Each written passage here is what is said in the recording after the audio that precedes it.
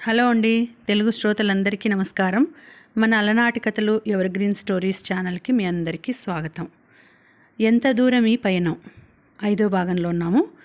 ముందు భాగంలో రాఘవయ్య చనిపోవడంతో ఇంటి పరిస్థితుల్లో మార్పు వస్తుంది. సుబ్బారావు పొలం పనులు, వ్యవసాయం పనులు చూసుకుంటూ ఉంటాడు. రాజమ్మ లేకపోవడంతో ఇంటి పెత్తనమంతా శాంత తీసుకుంటుంది. సుబ్బన్నలో రాను మార్పు వచ్చి పిల్లల్ని పట్నంలో చదివించాలని, వ్యాపారం వృద్ధి చేసుకోవాలని, పట్నంలో కాపురం పెడుతున్నానని పట్నం వెళ్ళిపోతాడు. కొంతకాలం చూసి సీత కూడా పట్నం వెళ్తుంది. అక్కడ సీతకి కొన్ని విషయాలు తెలుస్తాయి. మాలిని అనే ఆమె అమ్మ కొంతకాలం ఆ ఇంట్లో ఉండేవాళ్ళని, మాలినితో సుబ్బారావుకి మంచి స్నేహం ఉందని అక్కడి పనివాళ్ళ ద్వారా కొన్ని విషయాలు తెలుస్తాయి. ఇలా సాగుతూ ఉంది కథ. తర్వాత ఏం జరుగుతుందో ఇప్పుడు తెలుసుకుందాం.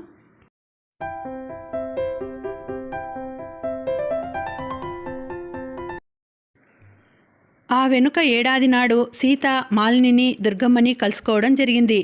ఆ రోజు ఉదయం 10 గంటల వేళప్పుడు సుబ్బారావు ఆఫీస్ నుంచి ఇంటికి టెలిఫోన్ చేశాడు. సాధారణంగా టెలిఫోన్ గంట మోగగానే అబ్బిగాడు వచ్చి ఎత్తుకుంటాడు. సంగతి ఏమిటో, మాట్లాడుతున్నది ఎవరో వగైరా వివరాలన్నీ కనుక్కొని చెప్తాడు. అబ్బిగాడు బయటికి ఎక్కడైనా వెళ్తే అనసూయమ్మ ఆ పని చేస్తుంది. ఆ రోజు ఫోన్ మోగేసరికి సీత ఆ పరిసరాల్లో ఉంది. అబ్బిగాడు అప్పుడే స్నానం చేసి వస్తానని చెప్పి పెరట్లోకి వెళ్ళాడు. అనసూయమ్మ వీధిలో కూరల బేరంలో మునిగిపోయి ఉంది. 1 నిమిషం అటు ఇటు చూసి ఇంకా తప్పదన్నట్లు అటు కాలు కదిపింది సీత. రిసీవర్ తీసి చెవి దగ్గర పెట్టుకొని, ఎవరండి, ఎవరు కావాలి మీకు అంది మెల్లగా. అటు నుండి సుబ్బారావు కంఠం, ఎవరు, సీత నువ్వా మాట్లాడుతున్నది? ఆ అబ్బిగాడు ఏమయ్యాడు? అంతసేపుగా ఫోన్ మోగుతుంటే ఎత్తుకోకుండా ఇంట్లో అంతా ఎక్కడ తగలడ్డారు? చికాకు పడుతూ మాట్లాడుతున్నాడు సుబ్బారావు. అతడి మాటలో తొందర, అతడి కంఠంలో విసుగు స్పష్టంగా వినగలుగుతోంది సీత. వాడు ఇప్పటిదాకా ఇక్కడే ఉన్నాడు, ఇప్పుడే స్నానం చేసి వస్తానంటూ. సరే, ఇంతకీ నీతోనే మాట్లాడాలని ఫోన్ చేశాను. ఈరోజు ఢిల్లీ నుండి కొంతమంది కంపెనీ పెద్దలు వస్తున్నారు. వాళ్ళని మన ఇంటికి టీకి పిలిచాను. అక్కడి నుంచి వచ్చిన వాళ్లే కాక ఆఫీస్లో వాళ్ళు, పైవాళ్ళు కూడా కొందరు వస్తారు. అంతా కలిపి 30-40 మంది వరకు ఉండవచ్చు. అయ్యే బాబోయ్, అంతమందే! సీత గుండెలో రాయపడింది.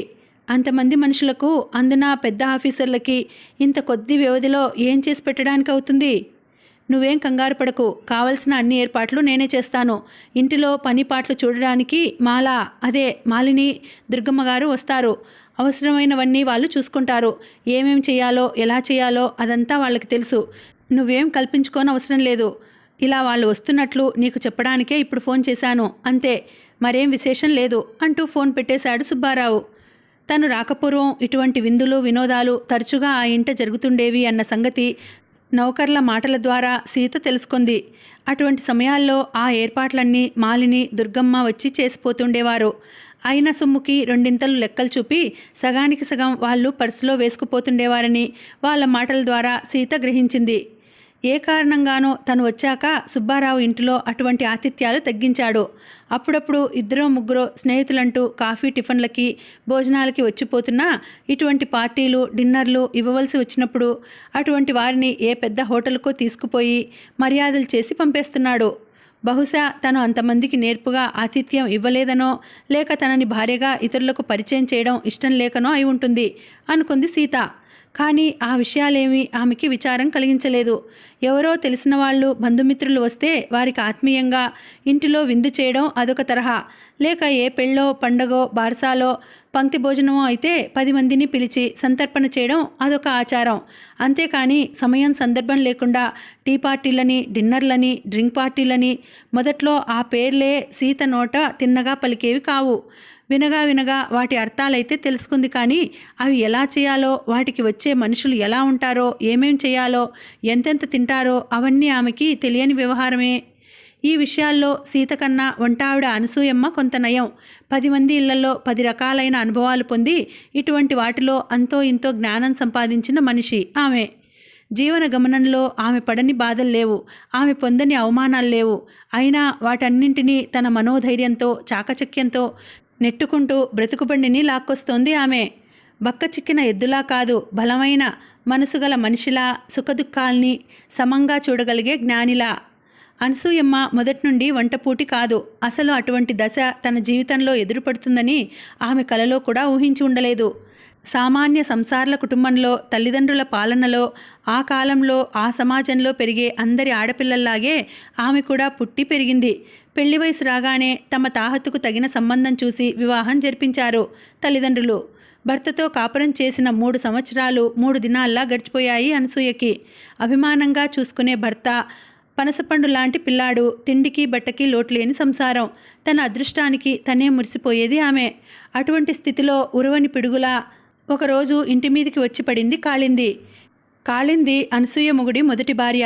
ఎంతో కాలంగా భర్తతో పోట్లాడి పుట్టింటికి వెళ్ళిపోయింది ఆవిడ. ఆమె ఇక తిరిగి రాదు అన్న నమ్మకం ఏర్పడ్డాకనే వెంకటాచలం అనసూయని తిరిగి పెళ్లి చేసుకున్నాడు. అప్పట్లో చట్టపరంగా అది నేరం కాదు. తగినంత కారణం ఉంటే సంఘం పరంగా కూడా దానికి ఆమోదం ఉండేది.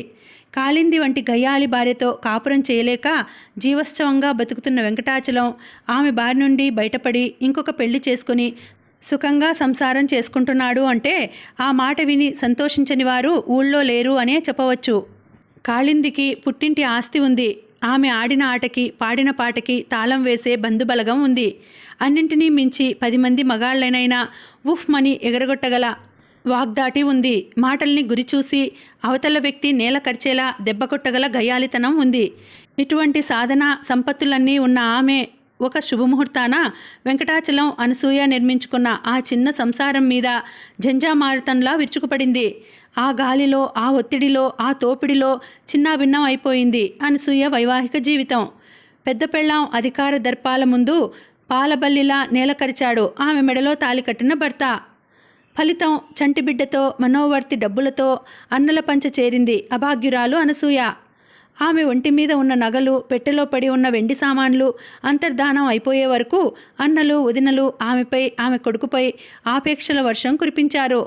మాతో పాటే మీరు, మేముండగా నీకు, నీ కొడుకు ఏ లోటు రానివ్వం అంటూ వాగ్దానాలు చేశారు. అనసూయ కొడుకు హైస్కూల్లో చేరబోయే సమయానికి ఆ పాటకి పల్లవి మారింది. ఆ గానం ఇంకొక రాగంలో వినరావడం మొదలైంది. హాయిగా పొలంలో పని నేర్చుకొని ఈ ఇంగ్లీష్ చదువులు తిండి పెడుతున్నాయా పాడా? ఊరికే పట్నాల బడికి డబ్బు తగలేసుకోవడమే కానీ అంటూ హితోపదేశం చేశారు అన్నలు. వదినలు ఒత్తాసు పలికారు. అనసూయ కళ్ళ ముందున్న రక్త సంబంధం తెర తొలగిపోయింది. ఈ లోకంలో ఎవరికి వారే అన్న నగ్న సత్యం అనుభవంలోకి వచ్చింది. వెండి బంగారానికి కాళ్ళొచ్చి వెళ్ళిపోయినా భర్త నుండి నెలనెలా అందే మనోవర్తి డబ్బులు ఉన్నాయి. వాటి ఆసరాతో తన కొడుకును చదివించుకోవాలని పట్నంలో కాపురం పెట్టింది. చౌకలో ఒక గది అద్దెకి తీసుకుని కొడుకుతో పాటు అందులో ఉంటూ కాలక్షేపం చేసింది. వాడలో నలుగురితో మంచిగా మసులుతూ ఉండే అనసూయమ్మ అంటే అందరికీ అభిమానమే. వారిని వీరిని మంచి చేసుకుంటూ ఆ ఇంట ఈ ఇంట చిన్న పెద్ద పనులు చేస్తూ పిల్లాడిని పెంచుకొచ్చింది ఆ తల్లి. కొడుకు విశ్వనాథం ఇంకా హైస్కూల్లో ఉండగానే ఆమె జీవితం ఇంకో మలుపు తిరిగింది. 10 రోజుల జ్వరంతో ఆమె భర్త వెంకటాచలం కన్నుమూశాడు. పంచుకోవడానికి ఆస్తులేం లేకపోయినా ఆ వార్త విని వెళ్ళి తండ్రికి తలకొరివి పెట్టి వచ్చాడు పెద్ద కొడుకు విశ్వనాథం. సవతి కొడుకుపై ఎక్కడలేని జాలిని వలకబోస్తూ అతని తండ్రి చేసిన చిన్న పెద్ద అప్పుల్ని తాను తీర్చివేస్తానని, వాటి కోసం కంగారు పడవద్దని అతడిని ఊరడించింది కాళింది. మీ అమ్మ తలబిరుసుగా అలా ఇల్లు విడిచి వెళ్ళిపోయిందే కానీ లేకుంటే నా పిల్లలతో పాటు నువ్వు రాజాలా పెరిగేవాడివి అంటూ ఆ పిల్లాడి పరిస్థితి పట్ల సానుభూతి చూపించింది. నేను మీ అమ్మని పొమ్మని చెప్పలేదు, ఇప్పుడు రమ్మని పిలవడానికి. తనకి రావాలని ఉండి వస్తే ఇంట్లో మాతో పాటు మీరు ఉండడానికి నాకేం అభ్యంతరం లేదు అంటూ విశ్వనాథాన్ని అంపకం పెట్టింది. అమ్మ ఊరికే ఈవిడని ఆడిపోసుకుంటుంది కానీ పెద్దమ్మ మరీ అంత చెడ్డది కాదు అనుకున్నాడు విశ్వనాథం. కానీ తన మనసులో మాట అతడు తల్లితో అనలేదు. వెంకటాచలం బ్రతికి ఉన్నంతకాలం నెల నెలా క్రమం తప్పకుండా వచ్చే భరణం డబ్బులు అతడి మరణం వల్ల ఆగిపోవడంతో ఇంకా ఆపై పిల్లాడిని ఎలా చదివించడమో, ఏం పెట్టి పెంచడమో పాలుపోక తల్లి కంటతడి పెట్టుకుంటుంటే అప్పుడు బయటికి అన్నాడు విశ్వనాథం. అమ్మా, మనిద్దరం పెద్దమ్మ దగ్గరికి వెళ్ళిపోదాం. తనకి చాలా డబ్బు ఉంది కదా, అక్కడే తమ్ముళ్లతో పాటు నేను చదువుకోవచ్చు అంటూ. అమ్మా, మనిద్దరం నిప్పుల్లో దూకి చచ్చిపోదాం అని కొడుకు అన్నట్లు ఆ మాట వినిపించింది అనసూయమ్మకి. అది పెద్దమ్మ కాదురా బాబు, పెనుభూతం, దాని మాట నా ముందు ఎత్తకు అంది అనసూయ రోషంగా. అప్పుడు ఆ విధంగా మొదలైంది అనసూయమ్మ వంటపూటి బతుకు.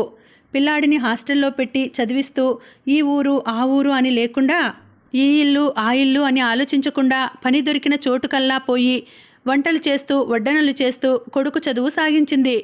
కొడుకు చదువు పూర్తి అయ్యింది. అదృష్టం కలిసి వచ్చి ఉద్యోగం కూడా వెంటనే దొరికింది. తగినింటి పిల్లని పెళ్లి చేసుకుని సంసారి అయ్యాడు. తనదంటూ ఒక ఇల్లు, ఒక జీవితం ఏర్పాటు చేసుకున్నాడు. ఇంతకాలం చేశావు, ఇంకా ఎంతకాలం చేస్తావు? ఇక వంట పని మానేసి నా దగ్గరికి వచ్చేయమ్మా అని కొడుకు దగ్గర నుంచి రాబోయే వర్తమానం కోసం రోజు వెనక రోజు ఎదురుచూసింది అనసూయమ్మ. ఎదురుచూసిన ఉత్తరం మాత్రం రాలేదు. కొడుకు ఉద్యోగంలో ప్రమోషన్ వచ్చింది. కోడలు బిడ్డ తల్లి అయ్యింది. అయినా కొడుకు నుంచి ఆమె ఎదురుచూసిన పిలుపు మాత్రం రాలేదు. మనసు చంపుకోలేక కొత్తగా పుట్టిన మనవని ఒకసారి చూసి రావాలని కొడుకు ఇంటికి బయలుదేరింది అనసూయమ్మ. ఆ రోజు పిల్లడి బారసాలే. ఇంటికి ఎందరో తెలిసిన వాళ్ళు, స్నేహితులు వచ్చారు. కోడలు పచ్చి బాలెంత. అనసూయమ్మ చెయ్యి ఆపకుండా పనిచేస్తోంది. వంటలు వడ్డనలు అన్నిటా తానే అయ్యి చూసుకుంటోంది. అంతలో ఎవరో ప్రశ్నించారు. విశ్వం, ఆవిడెవర్రా? మీ ఇంట్లో ఇంతకు పూర్వం ఎప్పుడూ చూసిన జ్ఞాపకం లేదు అంటూ. మా అమ్మ, నన్ను కన్న తల్లి. తాను మన్ను తిని నాకు అన్నం పెట్టి పెంచి పెద్ద చేసిన మాతృదేవత. తను హారతి కర్పూరంలా హరించుకుపోతూ నాకు వెలుగు చూపించిన జ్ఞానజ్యోతి. విద్యాబుద్ధులు నేర్పించి సంఘంలో పరువుగా మనిషిగా బ్రతకడానికి నాకు ఆస్కారం కల్పించిన కష్టజీవి. కొడుకు నోట రాబోయే ఇటువంటి జవాబు కోసం ఆత్రంగా ఎదురుచూసింది ఆ తల్లి మనసు. క్షణకాలం చేస్తున్న పని ఆపి అక్కడే నిలబడిపోయింది. ఏమీ చెప్పడానికి పాలుపోక మౌనంగా ఉండిపోయాడు విశ్వనాథం. అతడి మిత్రుడు అతన్ని వదిలిపెట్టలేదు. అతడు వినిపించుకోలేదేమో అని అదే ప్రశ్న తిరిగి వేశాడు. ఎవరావిడా అంటూ. ఆవిడ మాకు తెలిసిన ఆవిడ. ఇలాంటి అవసరాలు పడ్డప్పుడు సహాయానికి వస్తుంటుంది. ఏపాటి సంకోచం లేకుండా జవాబు చెప్పాడు విశ్వనాథం. కొడుకు జవాబు అనసూయమ్మని సత్యానికి మరి కాస్త దగ్గరగా చేర్చింది. ఇంకా వెనుక వచ్చిన వాళ్ల భోజనాలు అవుతున్నాయి. ఇంటిలో అంతా ఎవరి పనుల్లో వాళ్ళు ఉన్నారు. ఆమె ఎవరితోనూ తాను వెళ్తున్నట్లు చెప్పలేదు. ఎవరి అనుజ్ఞ కోసం వేచి చూడలేదు. తన 2 చీరలు చేత సంచిలో పెట్టుకొని పెరటి తలుపు గుండా వీధిలోకి దారి తీసింది. ఆ వెనుక ఆమె కొడుకుని గురించి తలచలేదు. కొడుకు ఇంట్లో మళ్ళా కాలు పెట్టలేదు. తను ఎక్కడ ఉన్నది అతడికి తెలియజేయలేదు. తన రెక్కల్లో శక్తి ఉంది. తన చేతిలో పని ఉంది. చేయి ఆడినంతకాలం పని చేసుకొని బ్రతుకుతుంది తను. వార్ధక్యం మీద పడి జబ్బుతో మంచాన పడితే ఇంత ప్రపంచం ఉంది. అందులో ఇంతమంది మనుషులు ఉన్నారు. ఆడవాళ్ళంతా కాలిందిలే కారు. మగవాళ్ళంతా విశ్వంలాగే ఉండరు. ఎవరో ఒకరు తన నోట్లో ఇన్ని నీళ్లు పోస్తారు. ఎవరో ఒకరు తన తలకి కొరివి పెడతారు. ప్రాణం పోయి కట్టెగా మారిపోయిన ఆ కాయానికి తలకొరివి పెట్టేది కొడుకైతేనేం ఇంకొకరైతేనేం. పంచభూతాల్లోంచి వచ్చిన ఈ శరీరం పంచభూతాల్లో కలిసిపోవడం కావాల్సింది అనుకుంది. అనసూయమ్మ తన కూరల బేరం ముగించుకొని వచ్చేసరికి సీత ఇంకా టెలిఫోన్ ముందు మతిపోయిన దానిలా అలాగే నిలబడి ఉంది. తను కూరలు కొంటుంటే ముందు హాల్లో టెలిఫోన్ మోగడం ఆమె లీలగా విని ఉంది. అది ఆమె చెవిన పడి ఆమె లోపలికి రాబోయేంతలో సీత అందుకొని ఎవరితోనో మాట్లాడుతోంది. అక్కడ తన అవసరం లేదని తెలుసుకున్నాక ఆమె తిరిగి వెళ్ళి తన పని ముగించుకొని వచ్చింది. హాల్లో కాలు పెట్టేసరికి సీత ఇంకా అక్కడే నిలబడి ఉంది. ఆమె ముఖంలో కంగారు చూస్తే ఫోన్లో చికాకైన వార్త విని ఉంటుంది. అందుకే ఆమె అలా ఉంది అని అనిపించింది. ఏమైందమ్మా సీత అంటూ ఆప్యాయంగా దగ్గరికి వచ్చి పలకరించింది. సీత వచ్చిన కొత్తలో మిగిలిన అందరి పనివాళ్లతో పాటు తను కూడా యజమానురాలికి వయసులో తనకంటే ఎంతో చిన్నది అయినా ఇవ్వవలసిన గౌరవం ఇస్తూ మీరు అని సంబోధించేది. సీతమ్మగారు అని మన్నిస్తూ మాట్లాడేది అనసూయమ్మ. చిన్న పెద్ద వయోభేదం లేకుండా మిగతా పనివాళ్ళు అంతా తనని అమ్మగారు అమ్మగారు అంటూ పిలుస్తూ ఉంటే సీతకి ఏమీ అనిపించేది కాదు. కానీ అనసూయమ్మ చేత అలా పిలిపించుకోవడానికి ఎందుకో ఆమెకి సంకోచంగా ఉండేది.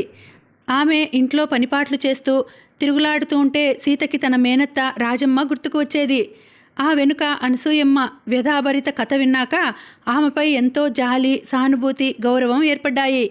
మీరు వయసులో నాకంటే ఎంతో పెద్దవారు. నన్ను అలా మన్నిస్తూ పిలవడం నాకు బాగలేదు అంది ఓ రోజున మాట్లాడుతూ.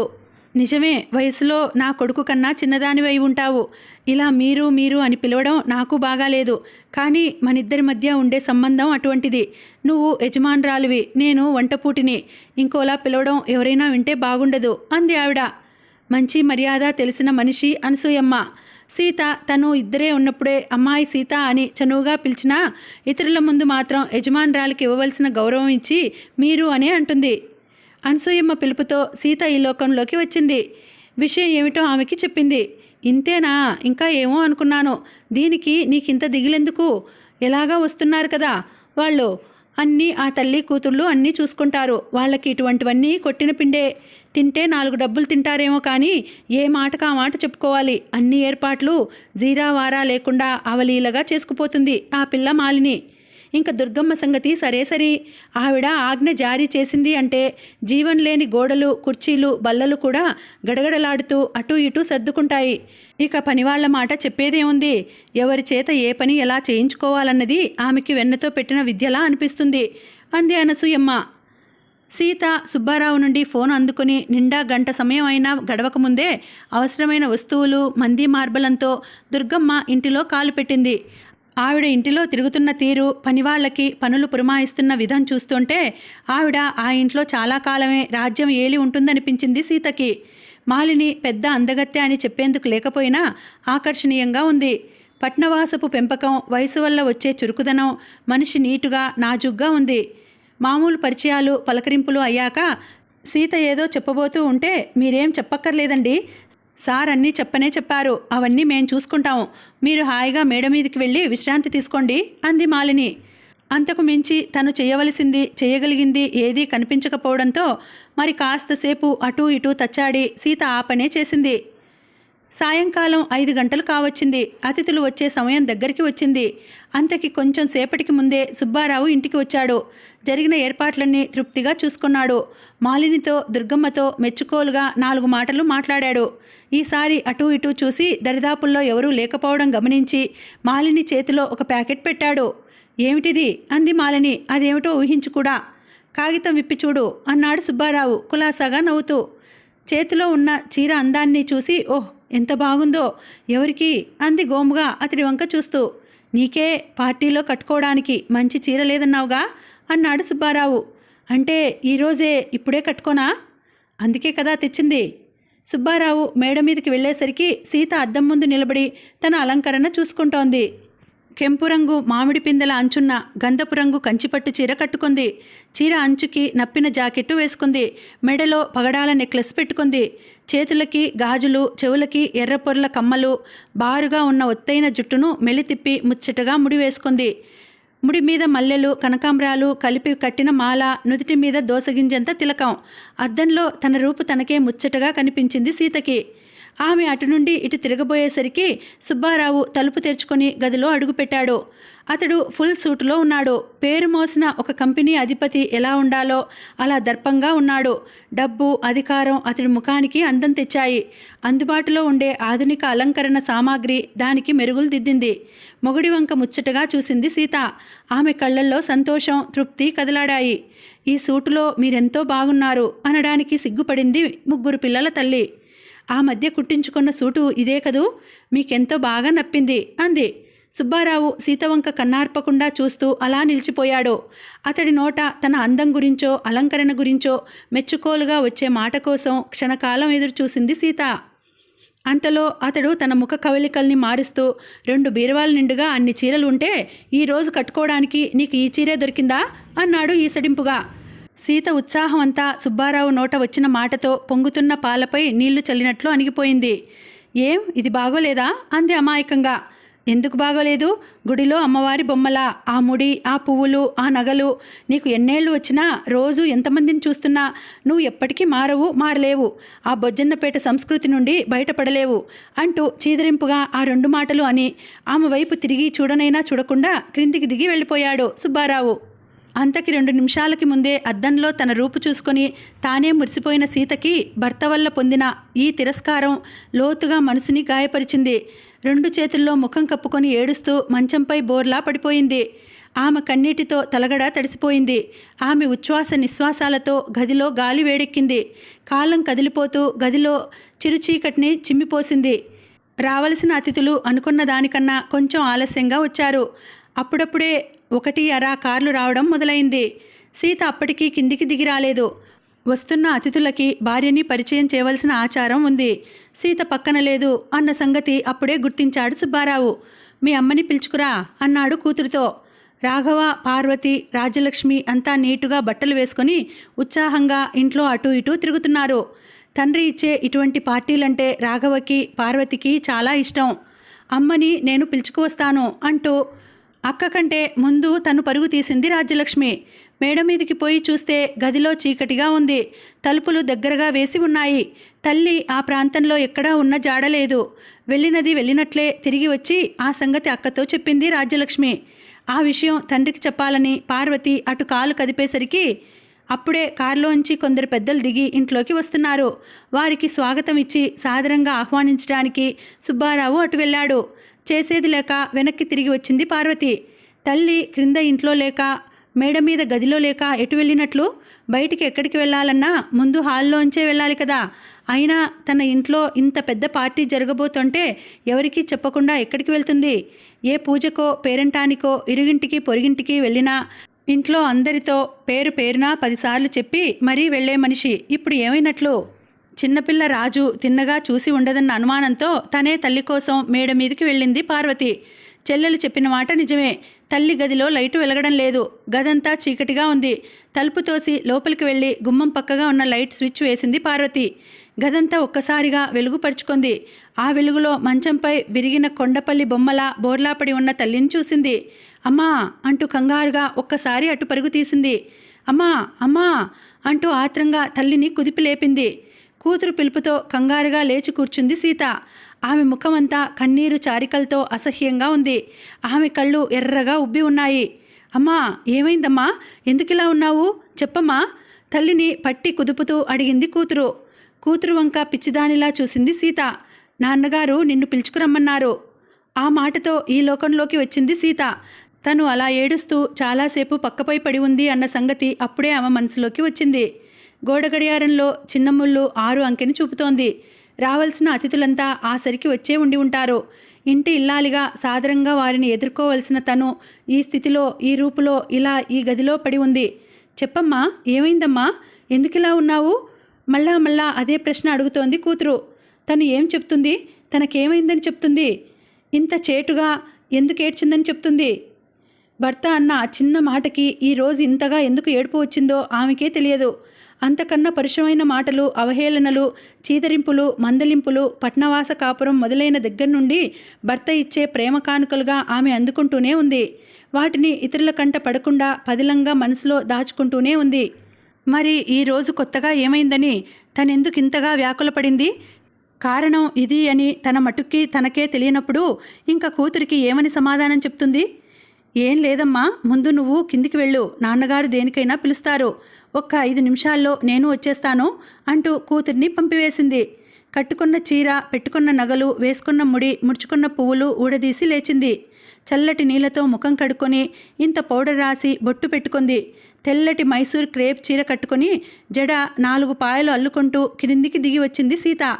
అలా వచ్చి ఎదుట నిలిచిన భార్య వంక క్షణకాలం పరిశీలనగా చూశాడు సుబ్బారావు. కొద్దిసేపటికి ముందు పట్టుచీరలో ముచ్చటైన ముడితో, మెడలో నగలతో, ముడిపై పువ్వులతో మూర్తివంతమైన తెలుగు పడుచుగా తన కళ్ళ ముందు నిలిచిన సీతకి ఈ అలంకరణలో ఉన్న ఇప్పటి సీతాదేవికి పోలికే లేనట్లు అనిపించింది సుబ్బారావుకి. అతడికి చిన్ననాటి నుండి తెలిసిన సీత ఆమె. అతడికి ప్రీతిపాత్రమైన రూపం అది. మరి ఇదో ఈ అలంకరణ తన కోసం కాదు, తన సంతోషం కోసం కాదు, తను ఉంటున్న సమాజం కోసం, అది మెచ్చే నవనాగరికత విలువల కోసం. ఈ పైపై మెరుగుల జీవితం సీతకి బాధాకరంగా ఉంటుంది. ఆ సంగతి అతడికి తెలుసు. కానీ తప్పదు. తన భార్యని పల్లెటూరి పడుచుగా పైవారికి పరిచయం చేయడం అతడి వశంలో లేని పని. రా సీత, రావాల్సిన అతిథులంతా రానే వచ్చారు. ఇంటి ఇల్లాలివి, నువ్వే చివరగా వచ్చావు అని చిన్నగా నవ్వుతూ ఆమె చేయి పట్టుకుని తీసుకుపోయి అక్కడ ఉన్న అందరికీ పరిచయం చేశాడు. నా శ్రీమతి సీతాదేవి అంటూ. ప్రతి నమస్కారాలు, కుశల ప్రశ్నలు మనిషిలో ఎటువంటి స్పందన కలిగించకుండా యంత్రవంతంగా జరిగిపోయే సందర్భాలు అవి. పల్చని కాంతిలో హాలు నిండా మనుషులు, చిన్న పెద్ద, ఆడ మగ, పలకరింపులు, పరామర్శలు. అక్కడ ఉన్న అందరికీ అందరూ అంతకి పూర్వమే తెలిసి ఉన్నట్లు అంతా ఉత్సాహంగా మాట్లాడుకుంటున్నారు. అంతకి 5 నిమిషాల క్రిందటే పరిచయం అయిన వాళ్ళు కూడా ఆప్తమిత్రుల్లా మాట్లాడుకుంటున్నారు. ఆఫీసుల్లో విషయాలు చెప్పుకుంటున్నారు. ఇళ్లలో కబుర్లు చెప్పుకుంటున్నారు. పిల్లల గురించి చెప్పుకుంటున్నారు. వాళ్ళ చదువు సంధ్యలు, ఉద్యోగాలు, పెళ్ళిళ్ళు, పేరెంటాల గురించి ముచ్చటించుకుంటున్నారు. తమ ఊరు వస్తే, తమ వాడకి వస్తే తప్పకుండా ఇంటికి వచ్చి తమ ఆతిథ్యం స్వీకరించమని ఆహ్వానాలు అందించుకుంటున్నారు. అడ్రస్ ఇచ్చిపుచ్చుకుంటున్నారు. అంత విశాలమైన హాలు మనుషులతో ఇరుకుగా ఉంది. రకరకాల పానీయాలు, తినుబండారాల వాసనలతో మిళితమైన అక్కడి గాలి అదొక రకమైన వాసన గుబాలిస్తోంది. ఆ ఇరుకు సీతకి ఊపిరి ఆడనివ్వలేదు. ఆ వాసన ఆమెకి కడుపులో తిప్పుతోంది, వెలపరం కలిగిస్తోంది. మనిషికి మనిషికి మధ్య ఉండే ఎడంలో మసులుతుండే గాలిలా గది అంతటా తానే అయి తిరుగుతోంది మాలిని. పలకరింపులు, కూల్ డ్రింక్స్, హాట్ డ్రింక్స్, కాఫీలు, పలహారాలు, ఎవరికి ఏమేమి కావాలో కనుక్కుంటోంది. అవి వారికి అందేలా చూస్తోంది. అందరి దృష్టి తనపై పడేలా చిరునవ్వులు చిందిస్తూ వగలు ఒలకబోస్తూ.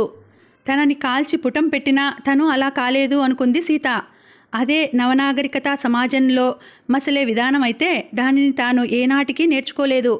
సుబ్బారావు తన భార్యలో అటువంటి వ్యక్తిని చూసుకోవాలని ఉబలాట పడితే అది అతడికి తన వల్ల ఏనాటికి తీరే ముచ్చట కాదు. తను సీత బొజ్జన్నపేటలో పంటచేల మధ్య పైరుగాలిలో పల్టీలు కొడుతూ ఎగిరే అనామకమైన చిన్న పిట్ట తను. తన ప్రపంచం చాలా చిన్నది. మొగుడు, పిల్లలు, ఇల్లు, బంధువులు, పండుగలు, పూజలు, పుణ్యకార్యాలు, ఆదుకునేవాళ్ళు, ఆశ్రయించేవాళ్ళు, అంతే. అంతవరకే తన పరిధులు. వాటిని దాటి తను ముందుకు పోలేదు. పోవాలనే కోరిక కూడా లేదు. తను సీత ఎప్పటికీ సీతగానే ఉండిపోతుంది.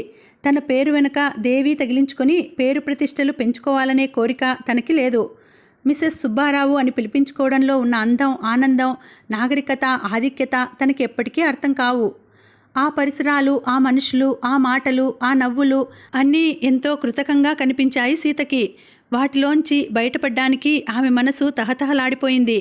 చివరికి అనువైన సమయం చూసుకొని తనని ఎవరూ గమనించడం లేదు అన్న విషయం రూఢీ చేసుకొని హాల్లోంచి మెల్లగా బయటపడింది. అటువైపుగా వస్తున్న అనసూయమ్మతో అబ్బిగాడి చేత ఒక కప్పు వేడివేడి కాఫీ పంపించమని చెప్పి మేడపైకి వెళ్ళిపోయింది. ఎంతకీ సీత కిందికి దిగి రాకపోవడంతో అనసూయమ్మ మేడపైకి వచ్చింది. మంచం పైన సీత కళ్ళు మూసుకొని పడుకొని ఉంది. అబ్బిగాడి చేత పంపిన కాఫీ చప్పగా చల్లారిపోయి కప్పు నిండుగా అలాగే ఉంది. అమ్మా సీత, అంది అనసూయమ్మ ఆమె నుదిటిపైన చెయ్యి పెట్టి చూస్తూ. తుల్లిపడి కళ్ళు విప్పింది సీత. ఆయన పిలుస్తున్నారా? పార్టీ అయిపోయిందా? అంతా వెళ్తున్నారా? అంటూ తడుబాటుగా లేచి కూర్చుంది. వాళ్ళంతా వెళ్ళి చాలాసేపే అయింది. పిల్లలు భోజనాలు చేసి పడుకున్నారు. నువ్వు ఎంతకీ కిందికి దిగి రాకపోవడం చూసి ఒకసారి పిలిచిపోదామని వచ్చాను. ఆయన కూడా భోజనం చేశారా? సీత ప్రశ్నించింది. లేదు, అతగాడికి ఆకలిగా లేదట. తన కోసం ఎదురు చూడవద్దన్నారు. దుర్గమ్మ గారిని కూతుర్ని దింపి రావడానికి వెళ్లారు, చెప్పింది అనసూయమ్మ. మీరు వెళ్ళి నౌకర్లని పంపేయండి. నాకిప్పుడు క్రిందికి రావాలని లేదు, ఏమీ తినాలని కూడా లేదు, అంది సీత తిరిగి మంచం పైన వాలిపోతూ. అలాగంటే ఎలాగమ్మా? బాబుగారు అంటే వాళ్ళందరితో పాటు అవి ఇవి నోట్లో వేసుకోవడం చేత ఆకలిగా లేదంటే బాగుంది, కానీ నువ్వేం తిన్నావని? అబ్బిగాడి చేత పంపిన కాఫీ కూడా అలాగే నీరు కారిపోయి ఉంది. నా మాట విని ఒక్కసారి క్రిందికి దిగిరా. ఆ వంటకాలేమీ నువ్వు తినలేవు, ఆ సంగతి నాకు తెలుసు. నా కోసం ఇప్పుడే వేడివేడిగా చేసుకున్న ఉప్పు పిండి ఉంది, అది కాస్త నోట్లో వేసుకుని గుక్కెడి నీళ్లు తాగుదువుగాని నిండు ఇంట్లో అలా అభోజనంగా పడుకోకూడదమ్మా. పెద్దదాన్ని చెప్తున్నాను, నా మాట కాదనకు అంటూ గడ్డం పుచ్చుకుని బ్రతిమాలింది అనసూయమ్మ. తన పట్ల అభిమానంతో ఆవిడ అంతలా అంటుంటే కాదు కూడదు అనడం బాగుండదని ఆవిడ సంతృప్తి కోసం కిందికి దిగి వచ్చింది సీత. భోజనాల గదిలోకి వెళ్తూ వెళ్తూ ఒకసారి ముందు హాలు వంక చూసింది. కొద్దిసేపటికి పూర్వం అక్కడ అంత పెద్ద పార్టీ అయిందా? అంతమంది మనుషులు ఆ హాలులో తిరుగుతుండేరా అన్నట్లు ఉందా ప్రదేశం. ఎక్కడి వస్తువులు అక్కడ సర్ది హాలంతా శుభ్రం చేసి మరీ వెళ్ళిపోయారు పనివాళ్ళు. అనసూయమ్మ పెట్టిన ఉప్పు పిండి సీతకి గొంతుక దిగలేదు. గ్లాసుడు వేడివేడి పాలు త్రాగి మేడ మీదికి వెళ్ళిపోయింది. చాలాసేపటి వరకు సుబ్బారావు ఇల్లు చేరలేదు. పక్క మీద వాలింది అన్న మాటే కానీ సీతకి నిద్రపట్టలేదు. ఇంటి ముందు కారు ఆగిన చప్పుడు, అనసూయమ్మ తలుపు తీయడం, అతడు మేడ మీదికి రావడం అంతా వింటూనే ఉంది. అయినా కదలక మెదలక అలాగే పడుకుంది. చీకటిగా ఉన్న గదిలో లైటు వేశాడు సుబ్బారావు. కళ్ళ మీద వెలుగు పడ్డంతో అప్రయత్నంగా కళ్ళకి చెయ్యి అడ్డం పెట్టుకుంది సీత. పార్టీ మధ్యలో అలా పైకి వచ్చేసావేం? ఇంటి ఇల్లాలు అలా అర్ధాంతరంగా మధ్యలో వెళ్ళిపోతే ఇంటికి వచ్చిన అతిథులు ఏమనుకుంటారు? నా ఒంట్లో బాగోలేదు. ఏమైంది? అప్పటి వరకు బాగానే ఉన్నావు కదా. అందరూ వెళ్ళిపోయే ముందు మీ ఆవిడ ఏది అంటే నువ్వు చెప్తున్న సాకే నేను చెప్పాను. ఇది సాకు కోసం అనడం కాదు, నిజంగానే కొన్ని రోజులుగా నా ఆరోగ్యం బాగాలేదు. నిజంగా ఒంట్లో బాగులేకపోతే డాక్టర్కి కబురు పెట్టకపోయావా? అబ్బిగాడిని పిలుచుకురమ్మన్నా పిలుచుకువస్తాడు కదా. అవును, తనకి ఒళ్ళు బాగా లేకపోతే డాక్టర్ని పిలుచుకురావడానికి అబ్బిగాడు ఉన్నాడు. తనకి మనసు బాగా లేకపోతే ఊరటగా 4 మంచి మాటలు చెప్పడానికి అనసూయమ్మ ఉంది. తను బయటికి ఎక్కడికైనా వెళ్ళాలనుకుంటే తోడుగా తీసుకుపోవడానికి ఇరుగు పొరుగు ఇళ్ళవాళ్ళు ఉన్నారు. మరి మొగుడు అని మెడలో తాలి కట్టిన తను ఎందుకు ఉన్నట్లు? తన గొప్పతనం తెలుపుకోవడానికి, తన ఐశ్వర్యం చూపుకోవడానికి ఇన్ని చీరలు, నగలు కొని పారేయడంతో మొగుడి బాధ్యత తీరిపోయినట్లేనా? సీత మనసు చిటపటలాడింది. సుబ్బారావు ఆమె మనస్థితిని ఏమాత్రం పట్టించుకోలేదు. తాపీగా బట్టలు మార్చుకొని బాత్రూంలోకి వెళ్ళి ముఖం చేతులు కడుక్కొని వచ్చాడు. డబుల్ కాట్ పైన సీతకి కాస్త ఎడంగా ఒక పక్కకి తిరిగి పడుకున్నాడు. ఏ క్షణంలో అయినా అతడు అటు నుండి ఇటు తిరిగి సీతా, ఏమిటి నీ బాధ అని అడుగుతాడనుకుంది. సాయంకాలం అలా పరుషంగా మాట్లాడినందుకు ఊరడిస్తాడనుకుంది. అణుమాత్రం సానుభూతి కోసం ఆమె మనసు తహతహలాడిపోయింది. ఆసరాగా ఒక గడ్డిపోచంత లాలన దొరికినా దాన్ని పట్టుకొని తన మనసులోని బాధలు, భయాలు అతడితో చెప్పుకొని మనసు తేలికపరుచుకుందాం అనుకుంది. కానీ మొగుడు అటువంటి ప్రయత్నం ఏపాటిగానైనా చేయకుండా నీ చావు ఏదో నువ్వు చావు అన్నట్లు కదలక మెదలక అలా దూరంగా పడి ఉండిపోయాడు. అతడి చర్యతో ఆమె మనసులో అక్కసు సుళ్ళు తిరిగింది. అంతవరకు మంచం మీద బొమ్మలా కళ్ళు తెరుచుకొని పడుకున్నదల్లా ఒక్కసారిగా ఇటు నుండి అటు తిరిగి రేపు నేను బొజ్జన్నపేట వెళ్తున్నాను అంది. ఆ మాటకి సుబ్బారావు నుండి జవాబు రాలేదు. అతడు మేల్కొని ఉన్నాడో లేక నిద్రపోతున్నాడో ఆమెకి తెలియలేదు. తిరిగి తన మాటను రెట్టిస్తూ మీతోనే చెప్తోంది అంది. వెళ్ళు వెళ్ళు, వెళ్ళి మీ అవధాన్ బాబాయ్ దగ్గర మందు తీసుకో, క్షణంలో నయమైపోతుంది నీ ఆరోగ్యం అన్నాడు సుబ్బారావు తీక్షణంగా. గడిచిన కొంతకాలంగా సీత మనసు వికలంగా ఉంటుంది. ఇది అని తెలియని ఏదో వ్యధ ఆమెని పట్టి పీడిస్తోంది. ఇంట్లో ఏ విషయం పట్ల ఉత్సాహం చూపలేకపోతోంది. ఆకలి, నిద్ర కూడా ఆమెను తప్పుకు తిరుగుతున్నాయి. తన వ్యాపార విషయాల్లో తల మునకలుగా ఉన్న సుబ్బారావు భార్యలో వచ్చిన ఈ మార్పు గుర్తించలేదు. తమ చదువు సంధ్యల్లో, ఆటపాటల్లో జీవితం ఒక సుందర స్వప్నంలా, ప్రతిరోజు ఒక పండుగ దినంలా ఆనందిస్తున్న పిల్లలకి తల్లి అన్యమనస్కత అసలే పట్టలేదు. పెద్ద కూతురు పార్వతి, కొడుకు విజయరాఘవ 1-2 సార్లు తల్లి పరిస్థితి చూసి అలా ఉన్నావేమమ్మా అని పలకరించకపోలేదు. కానీ ఆ పలకరింపు అంతంత మాత్రమే. దానికి తల్లి చెప్పే జవాబు వినే ఓపిక వాళ్ళకి లేదు. విన్నా దాన్ని సానుభూతితో అర్థం చేసుకోగల వయసు వారికి లేదు. తల్లి బిడ్డల మధ్య సహజంగా ఉండే అవగాహన సూత్రం వారి మధ్యన ఏ కారణంగానో తెగిపోయింది. చిన్నతనంలో చాలా కాలం పిల్లలు తనకి దూరంగా ఉండటమే అందుకు కారణం అనుకుంటుంది సీత. ఆ ఇంట సీత మనోవ్యధని అర్థం చేసుకోగలిగేది, సానుభూతి వాక్యాలతో ఆమెని ఓదార్చగలిగేది అనసూయమ్మ ఒక్కతే. యజమాని, వంట మనిషి అన్న సంబంధం వారి మధ్య ఏనాడో చెదిరిపోయింది. అప్పుడు వారిద్దరి మధ్య ఉన్నది తన అనుకునే ఆత్మీయత, మనిషి అర్థం చేసుకుని కష్టసుఖాలు కలబోసుకునే సన్నిహితత్వం. 4 రోజుల క్రిందట శాంత దగ్గర నుంచి ఉత్తరం వచ్చింది. అది వచ్చినప్పటి నుంచి సీత ఆరాటంతో కొట్టుమిట్టాడుతుండడం అనసూయమ్మ గ్రహించింది. అలా నీలో నువ్వు కుమిలిపోయి బాధపడకపోతే ఒకసారి బొజ్జన్నపేట వెళ్ళి రారాదు అంది. అనసూయమ్మ మాట సీతకి చీకటి దారిలో వెలుగు దివ్వెలా అనిపించింది. తన బాధకి విరుగుడుగా ఇంత చక్కని ఔషధం చేతిలో ఉండగా ఆమె ఎత్తి చూపే వరకు ఆ విషయం తన బుర్రకి తోచనందుకు ఆశ్చర్యపోయింది. నిజానికి వారం రోజుల క్రిందట వచ్చిన శాంత ఉత్తరమే ఇప్పటి సీత మనోవ్యధకి కారణం కాదు. అంతకి కొంతకాలం పూర్వమే దానికి అంకురార్పణ జరిగింది. 4 రోజులకి పూర్వం బొజ్జన్నపేట నుంచి ఉత్తరం వచ్చింది. ఆ ఉత్తరం సుబ్బారావు పేరున ఉంది. వెనుక వైపు అడ్రస్లో మాధవరావు అని ఉంది. సాధారణంగా మాధవ ఎవరికీ ఉత్తరాలు రాయడు. తను వస్తున్న వార్త తెలియజేయడు. చెల్లెలి మీద మనసు పోయినప్పుడు తిన్నగా ఇంటి తలుపు కొట్టుకుంటూ వస్తాడు. అలా తొలకరి జల్లులా అప్పటికప్పుడు వచ్చి 1-2 రోజులు ఉండి చెల్లెలితో, బావతో, పిల్లలతో ఆ కబురు ఈ కబురు సరదాగా మాట్లాడి వెళ్ళిపోతుండేవాడు. అతడు అలా వచ్చినప్పుడల్లా బుట్టల నిండా సీతకి ఇష్టమైన తినుబండారాలు, పెరటి తోటలో కాయలు, పళ్ళు నింపి పంపుతుంది శాంత. సీత పట్నం కాపురం మొదలైన మొదటి రోజుల్లో వదిన పంపిన కాయగూరలు, తినుబండారాలు నిండుకుంటున్నాయంటే అన్న వచ్చే సమయం దగ్గరికి వచ్చినట్లే అనిపించేది సీతకి. చెల్లెల్ని విడిచి ఉండలేక అంత తరచుగా వచ్చిపోతుండేవాడు మాధవుడు. అప్పుడప్పుడు అతడితో పాటు శాంత, పిల్లలు కూడా వచ్చేవారు. అన్నా వదినలు కలిసి వచ్చిన అటువంటి సమయాలు సీతకి పండుగ రోజుల్లా ఉండేవి. వాళ్ళు ఇంట ఉన్న 1-2 రోజులు తిరిగి బొజ్జన్నపేటలో ఉండే సీతలా ఎంతో ఉత్సాహంగా తిరుగులాడేది. వాళ్ళు తిరిగి వెళ్ళిపోయేసరికి గాలి తీసిన బెలూన్లా అయిపోయేది ఆమె మనసు. ఏళ్లు గడుస్తుంటే అన్నా చెల్లెళ్ల మధ్య ఎడబాటు అలవాటుగా మారి కొంతలో కొంత బొజ్జన్నపేటకి దూరంగా పట్నంలో సుబ్బారావుతో కలిసి జీవించే జీవితంతో రాజీ పడసాగింది సీత. కానీ గడిచిన కొన్ని నెలలుగా అన్న రాకపోకలు బాగా తగ్గిపోవడం, వదిన రాసే ఉత్తరాలు కేవలం వార్తలకే పరిమితం కావడం సీత మనసుని బాధ పెట్టసాగాయి. అన్నా వదినల్లో వచ్చిన ఈ మార్పుకి కారణమేమిటో పాలుపోక సీత తికమక పడుతున్న సమయంలోనే ఆ ఉత్తరం వచ్చింది. పోస్టువాడు వచ్చేసరికి సీత ఆ పరిసరాల్లో ఉండి ఉంటే ఆ ఉత్తరం తనే అందుకుని ఉండేది. అది ఎవరి పేరున వచ్చినా ముందుగా తనే చించి చదివి ఉండేది. బొజ్జన్నపేట నుంచి వచ్చే ఉత్తరాల్లో వార్తలు కేవలం సీత కోసమే. వాటిలో ఉండే ఎంత చిన్న విషయమైనా చెప్పలేనంత కుతూహలం, సంతోషం కలిగించేవి ఆమెకి మాత్రమే.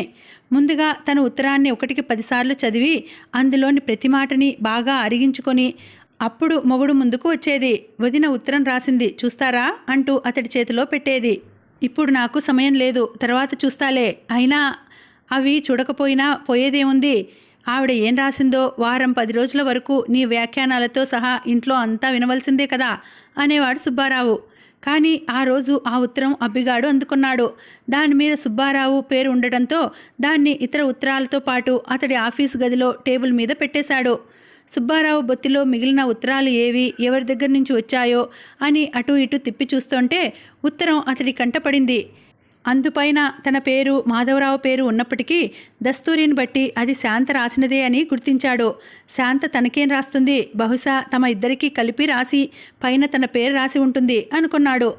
శాంత రాసిన ఉత్తరం చదవడం అంటే అతడికి అసలే తలనొప్పి. శనగబద్దలంతేసి చిన్న చిన్న అక్షరాలతో కాగితంలో ఆవగింజెంతైనా వెళితే మిగిలిపోకుండా ఏదో సొద రాస్తుంది. అప్పుడు అదంతా చదివి అర్థం చేసుకునే ఓపిక, సమయం కూడా అతడికి లేవు. ఆ రోజు సాయంకాలం కంపెనీ డైరెక్టర్ల మీటింగ్ ఉంది. దానికి ముందుగా చూసుకోవాల్సిన పనులు ఎన్నో కాచుకొని ఉన్నాయి. ఉత్తరం చించి తను అనుకున్నట్లుగానే అది తనకి సీతకి కలిపి శాంత రాసిన ఉత్తరం అన్నది నిర్ధారణకి వచ్చాక భార్యని పిలిచి ఆమెకి దాన్ని అందజేయాలనే అభిప్రాయంతో ముందు హాల్లోకి వస్తూ సీత అని పిలిచాడు. వెంటనే పలకడానికి సీత అక్కడ లేదు, మేడ మీద గదిలో ఉంది. అప్పుడే కాకతాళీయంగా అతడి దృష్టి ఉత్తరంలోని ఒక వాక్యం మీద పడింది. దాన్ని చదివాక అది కాస్త ఆలోచించవలసిన విషయంగానే అతడికి తోచింది. తన ఆలోచన పూర్తి అయ్యి తను ఒక నిశ్చయానికి వచ్చాక ఆ ఉత్తరం సీతకి చూపడం మంచిది అనుకున్నాడు. పదిలంగా దాన్ని మడిచి జేబులో పెట్టుకొని బయటకు వెళ్ళిపోయాడు. ఆ సంగతి తెలియని సీత పదే పదే ఇంటి నుంచి ఉత్తరం రాలేదని ఆరాటపడుతుంటే మీ పేరున రాకపోతేనేమమ్మా, మొన్న బాబుగారికి అన్నయ్య గారి దగ్గర నుంచి వచ్చింది కదా అన్నాడు అబ్బిగాడు. క్షణకాలం నివ్వెరపోయింది సీత. అన్నయ్య దగ్గర నుంచి ఉత్తరం వచ్చిందా? ఎప్పుడు? ఏది? తను చూడనే లేదే. వెదవా, ఎప్పుడో ఉత్తరం వస్తే ఇప్పుడు చెప్తున్నావా? ఏదిరా ఉత్తరం? ఆ ఉత్తరం ఎక్కడ తగిలేశావు అంటూ అబ్బిగాడిపై విరుచుకుపడింది సీత.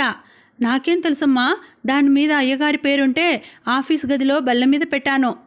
పోయి తీసుకురా వెదవా. ప్రతి పనిలో నీ పైత్యం కొంత జోడిస్తేనే కానీ నీకు తోచదు. బొజ్జన్నపేట నుంచి వచ్చే ఉత్తరాలు ముందుగా నాకు ఇవ్వాలని తెలియదు అంది. అక్కడ ఆ ఉత్తరం లేదు. నిండా 2 నిమిషాలు గడవకముందే అబ్బిగాడు తిరిగి వచ్చి ఆ చావు కబురు అందచేశాడు. అయ్యగారు మిగిలిన ఉత్తరాలతో పాటు దాన్ని కూడా ఆఫీస్కు తీసుకుపోయి ఉంటారు అన్నాడు. అలాగే అయి ఉంటుంది అనుకుంది సీత. కానీ అబ్బిగాడు చెప్తున్న దాన్ని బట్టి ఆ ఉత్తరం అప్పటికి 2 రోజులకు ముందే వచ్చి ఉంది. మరి ఇంతవరకు తన చేతికి అందలేదు. అబ్బిగాడికి తెలియక అయ్యగారి టేబుల్ మీద పెట్టినా అది బొజ్జన్నపేట నుంచి వచ్చిన ఉత్తరం. అందున ఇన్ని రోజులుగా తమ కళ్ళు కాయలు కాచేలా ఎదురు చూస్తున్న ఉత్తరం వెంటనే తనకి చూపాలన్న జ్ఞానం మొగుడికి ఉండాలి కదా. ఆ మాటే భర్తని నిలదీసింది సీత. అన్నయ్య దగ్గర నుంచి ఉత్తరం వస్తే నాకు చూపించకుండా మీ దగ్గర పెట్టుకుని ఏం చేస్తున్నారు అంటూ. ఏ ఉత్తరం అన్నాడు సుబ్బారావు అర్థం కానట్లు. ఏ ఉత్తరమా? మొన్న అన్నయ్య దగ్గర నుంచి వచ్చింది కదా. అబ్బిగాడు పొరపాటున మీ టేబుల్ మీద పెట్టాడట. సీతకి ఆ ఉత్తరం విషయం తెలిసిపోయింది. ఇక దబాయించి లాభం లేదని గ్రహించాడు సుబ్బారావు. ఓ, ఆ ఉత్తరమా? అది మీ అన్నయ్య రాసింది కాదు. పైన పేరు అతడిది ఉన్నా ఆ ఉత్తరం రాసింది మీ వదిన శాంత అన్నాడు. ఎవరో ఒకరు వచ్చింది బొజ్జన్నపేట నుంచే కదా. వారం 10 రోజులై దానికోసం కళ్ళు కాయలు కాచేలా నేను ఎదురు చూస్తుంటే మీరేమో ఆఫీస్ ఉత్తరాలతో పాటు దాన్ని పొరపాటున తీసుకుపోయాను సీత. అది ఎక్కడికి పోదు, అక్కడ డ్రాయర్లో ఉంటుంది. రేపు తెస్తాను అన్నాడు సుబ్బారావు. వదిన ఏం రాసింది? ఆత్రంగా ప్రశ్నించింది సీత. విశేషాలేం లేవు, మామూలు వార్తలే అన్నాడు సుబ్బారావు. సీతకి ఆ జవాబు తృప్తి ఇవ్వలేదు. ఏదో ప్రత్యేకమైన పని ఉంటే తప్ప మాధవ కానీ శాంత కానీ సుబ్బారావుకి ఉత్తరాలు రాయరు. అతడికి తమ ఉత్తరాలు చదివి జవాబు రాసే తీరిక ఉండదన్న అభిప్రాయం కొంత, తమ ఉత్తరాల్లో అతడికి ఆసక్తి కలిగించే విషయాలు ఉండవన్న కారణంతో కొంత. అటువంటిది బొజ్జన్నపేట నుంచి సుబ్బారావు పేరున ఉత్తరం వచ్చింది. అది వచ్చినప్పటికీ 2 రోజులకి పైగా అయినా తను నిలదీసి అడిగే వరకు అతడు ఆ విషయం తనతో చెప్పకపోవడం ఆమెకి సందేహ కారణం అయింది. దీనికి ఏదో తగినంత కారణం ఉండి ఉండక తప్పదు అనుకుంది. అన్న విధంగా సుబ్బారావు ఆ సాయంకాలం ఇంటికి ఉత్తరం తేలేదు. పని తొందరలో మునిగిపోయాను సీత, రేపు తప్పక తెస్తాను అన్నాడు. ఆ రేపు అతడికి ఆ ఉత్తరం కనిపించలేదు. మిగిలిన ఆఫీస్ కాగితాల్లో అది ఎక్కడో కలిసిపోయింది. వీలు చూసుకొని వెతికి తెస్తాలే, ఎక్కడికి పోదు అంటూ ఆమెకు హామీ ఇచ్చాడు. ఆ ఉత్తరం అప్పటికీ ఇప్పటికీ కూడా సీత చేతికి చేరలేదు. ఆ వెనుక 1-2 సార్లు ఆమె ఉత్తరం ప్రసక్తి తెస్తే అందులో కొంపలు మునిగిపోయే వార్తలేం లేవు అని చెప్తున్నాను కదా, దానికింత రభస దేనికి అంటూ ఆమెపైన విసుక్కోవడం మొదలుపెట్టాడు. ఇక చేసేది లేక ఊరుకొంది సీత. ఆ ఉత్తరం తనకి చేరలేదని, అందులో ప్రత్యేకంగా ఏమైనా రాసి ఉంటే తిరిగి ఆ విషయాలు రాయమని శాంతకి ఒక ఉత్తరం మాత్రం రాసిపడేసింది. 4 రోజుల క్రిందట వచ్చిన ఉత్తరం సీత ఉత్తరానికి జవాబు కాదు. ఈ ఉత్తరంలో విషయాలు సీతని అయోమయంలో పడేశాయి. ఉత్తరం అంతా కలగలుపుగా తెర వెనుక నీడల్లో ఏర్పడ్డ దృశ్యాల్లా మసకగా ఉన్నాయి. శాంత రాసే ఉత్తరాలు ఎప్పుడూ ఇలా ఉండేవి కావు. మంచి మనసు, చదువు, సంస్కారం, ముఖ్యంగా సీత పట్ల అభిమానం కల ఆమె ఉత్తరాలు సీతకి ఒక మనోహర దృశ్య కావ్యంగా అనిపించేవి. ఆమె రాసే ఆ సంఘటనలకి తను ఎంతో దూరంలో ఉన్నా అక్కడి పరిసరాల్లోనే ఉండి పాలు పంచుకుంటున్నట్టి అనుభూతి కలిగేది. మరి ఈ ఉత్తరమో అదేదో తనకి తెలియని భాషలో, అర్థం కాకూడదన్న ధోరణిలో మొదలు చివర తేలని చిక్కుముడిలా ఉంది. శాంత ఇలా ఎందుకు రాసింది? అందులో అన్నింటికీ చివరగా రాసిన వాక్యం సీతకి అసలే కొరుకుడు పడలేదు. సీత, నువ్వు ఇక్కడికి వచ్చి చాలా రోజులైంది. మీ అన్నయ్య నిన్ను చూడాలని ఉంది అంటున్నారు. ఒకసారి తీరిక చేసుకొని రా. పుట్టి పెరిగిన ఊరు బొజ్జన్నపేటని కూడా చూసినట్లు అవుతుంది అని ఉంది. ఆ మాటకి అర్థం ఏమిటి? అన్నయ్యకి చూడాలని ఉండడం సంగతి సరే, అతడి ఆరోగ్యం కూడా అంతంత మాత్రంగా ఉంటోంది. కానీ బొజ్జన్నపేటకేమొచ్చింది? ఏదో కడసారి చూపు అన్నట్లు శాంత ఎందుకలా రాసింది? ఎంతగా ఆలోచించినా సీతకి విషయం తేటతెల్లం కాలేదు. అది తెలుసుకోవాలంటే అనసూయమ్మ అన్నట్లు ఒకసారి అక్కడికి వెళ్ళి రావడమే మార్గం అనుకుంది. ఇటీవల కాలంలో సీత బొజ్జన్నపేట ఎప్పుడు వెళ్ళినా ఒంటరిగానే వెళ్ళి వస్తోంది. మొదటి రోజుల్లో పిల్లలు ఇంకా చిన్నవాళ్లుగా ఉన్నప్పుడు తల్లితో పాటు వెళ్ళి వస్తుండేవారు. కానీ ఇప్పుడు వాళ్ళకి ఆ ఊరు బాగుండదు, అక్కడి మనుషులు బాగుండరు. శాంత ఎంతో అభిమానంగా చేసిపెట్టే వంటకాలు బాగుండవు. ఇంటిలో వాళ్ళకి ఊసిపోదు. బయటికి వెళ్ళాలంటే వాళ్ళ జోళ్ళకి బురద అంటుకుంటుంది. అక్కడికి వెళ్ళిన దగ్గర నుంచి అది లేదు ఇది లేదు అంటూ ప్రతిదానికి గొడవే. పట్నంలో తమ ఇంట్లో తాము గడుపుతున్న జీవితంతో పోల్చి చూస్తూ అందరితో ఈసడింపుగా మాట్లాడేవారు. సీత ముఖం చూసి ఇంట్లో అన్నా వదిన పిల్లలు ఏమీ అనకపోయినా ఇరుగు పొరుగు వాళ్ళు మాత్రం, సీత, నీ పిల్లలు నీలా కాదే, పూర్తిగా పట్నం సరుకు అయిపోయారు, అంతా ఆ తండ్రి పోలికే అనేవారు. సుబ్బారావు సంగతి సరే సరే, సీత ఎప్పుడు బొజ్జన్నపేట ప్రయాణం కట్టినా, సీత చూస్తున్నావు కదా, నాకు తలమునుకలుగా పనులు ఉన్నాయి, ఊపిరి పీల్చుకోవడానికి కూడా సమయం దొరకడం లేదు, ఈసారికి నువ్వు వెళ్ళిరా, ఇంకో మారు ఇద్దరం కలిసి వెళ్దాం అనేవాడు. ఆ ఇంకోమార్ అనేది నీటి మీద రాత అని, అది ఎప్పటికీ జరగదని గ్రహించుకోవడానికి సీతకి అట్టే కాలం పట్టలేదు. అందుకే ఒకరోజు ఉదయం ఆమె పక్క మించి లేవబోతుంటే సుబ్బారావు చెయ్యి పట్టి ఆపి, సీత, చాలా కాలమైంది, బొజ్జన్నపేట వెళ్ళి నువ్వు, నేను, పిల్లలు అంతా కలిసి వెళ్ళి వద్దాం, తయారుగా ఉండు అంటే తన చెవుల్ని తానే నమ్మలేకపోయింది సీత. తను పక్కపైన లేచి కూర్చున్నా ఇంకా పూర్తిగా తెలివిరాక మగతలో ఏదో కల కంటోంది అనుకుంది.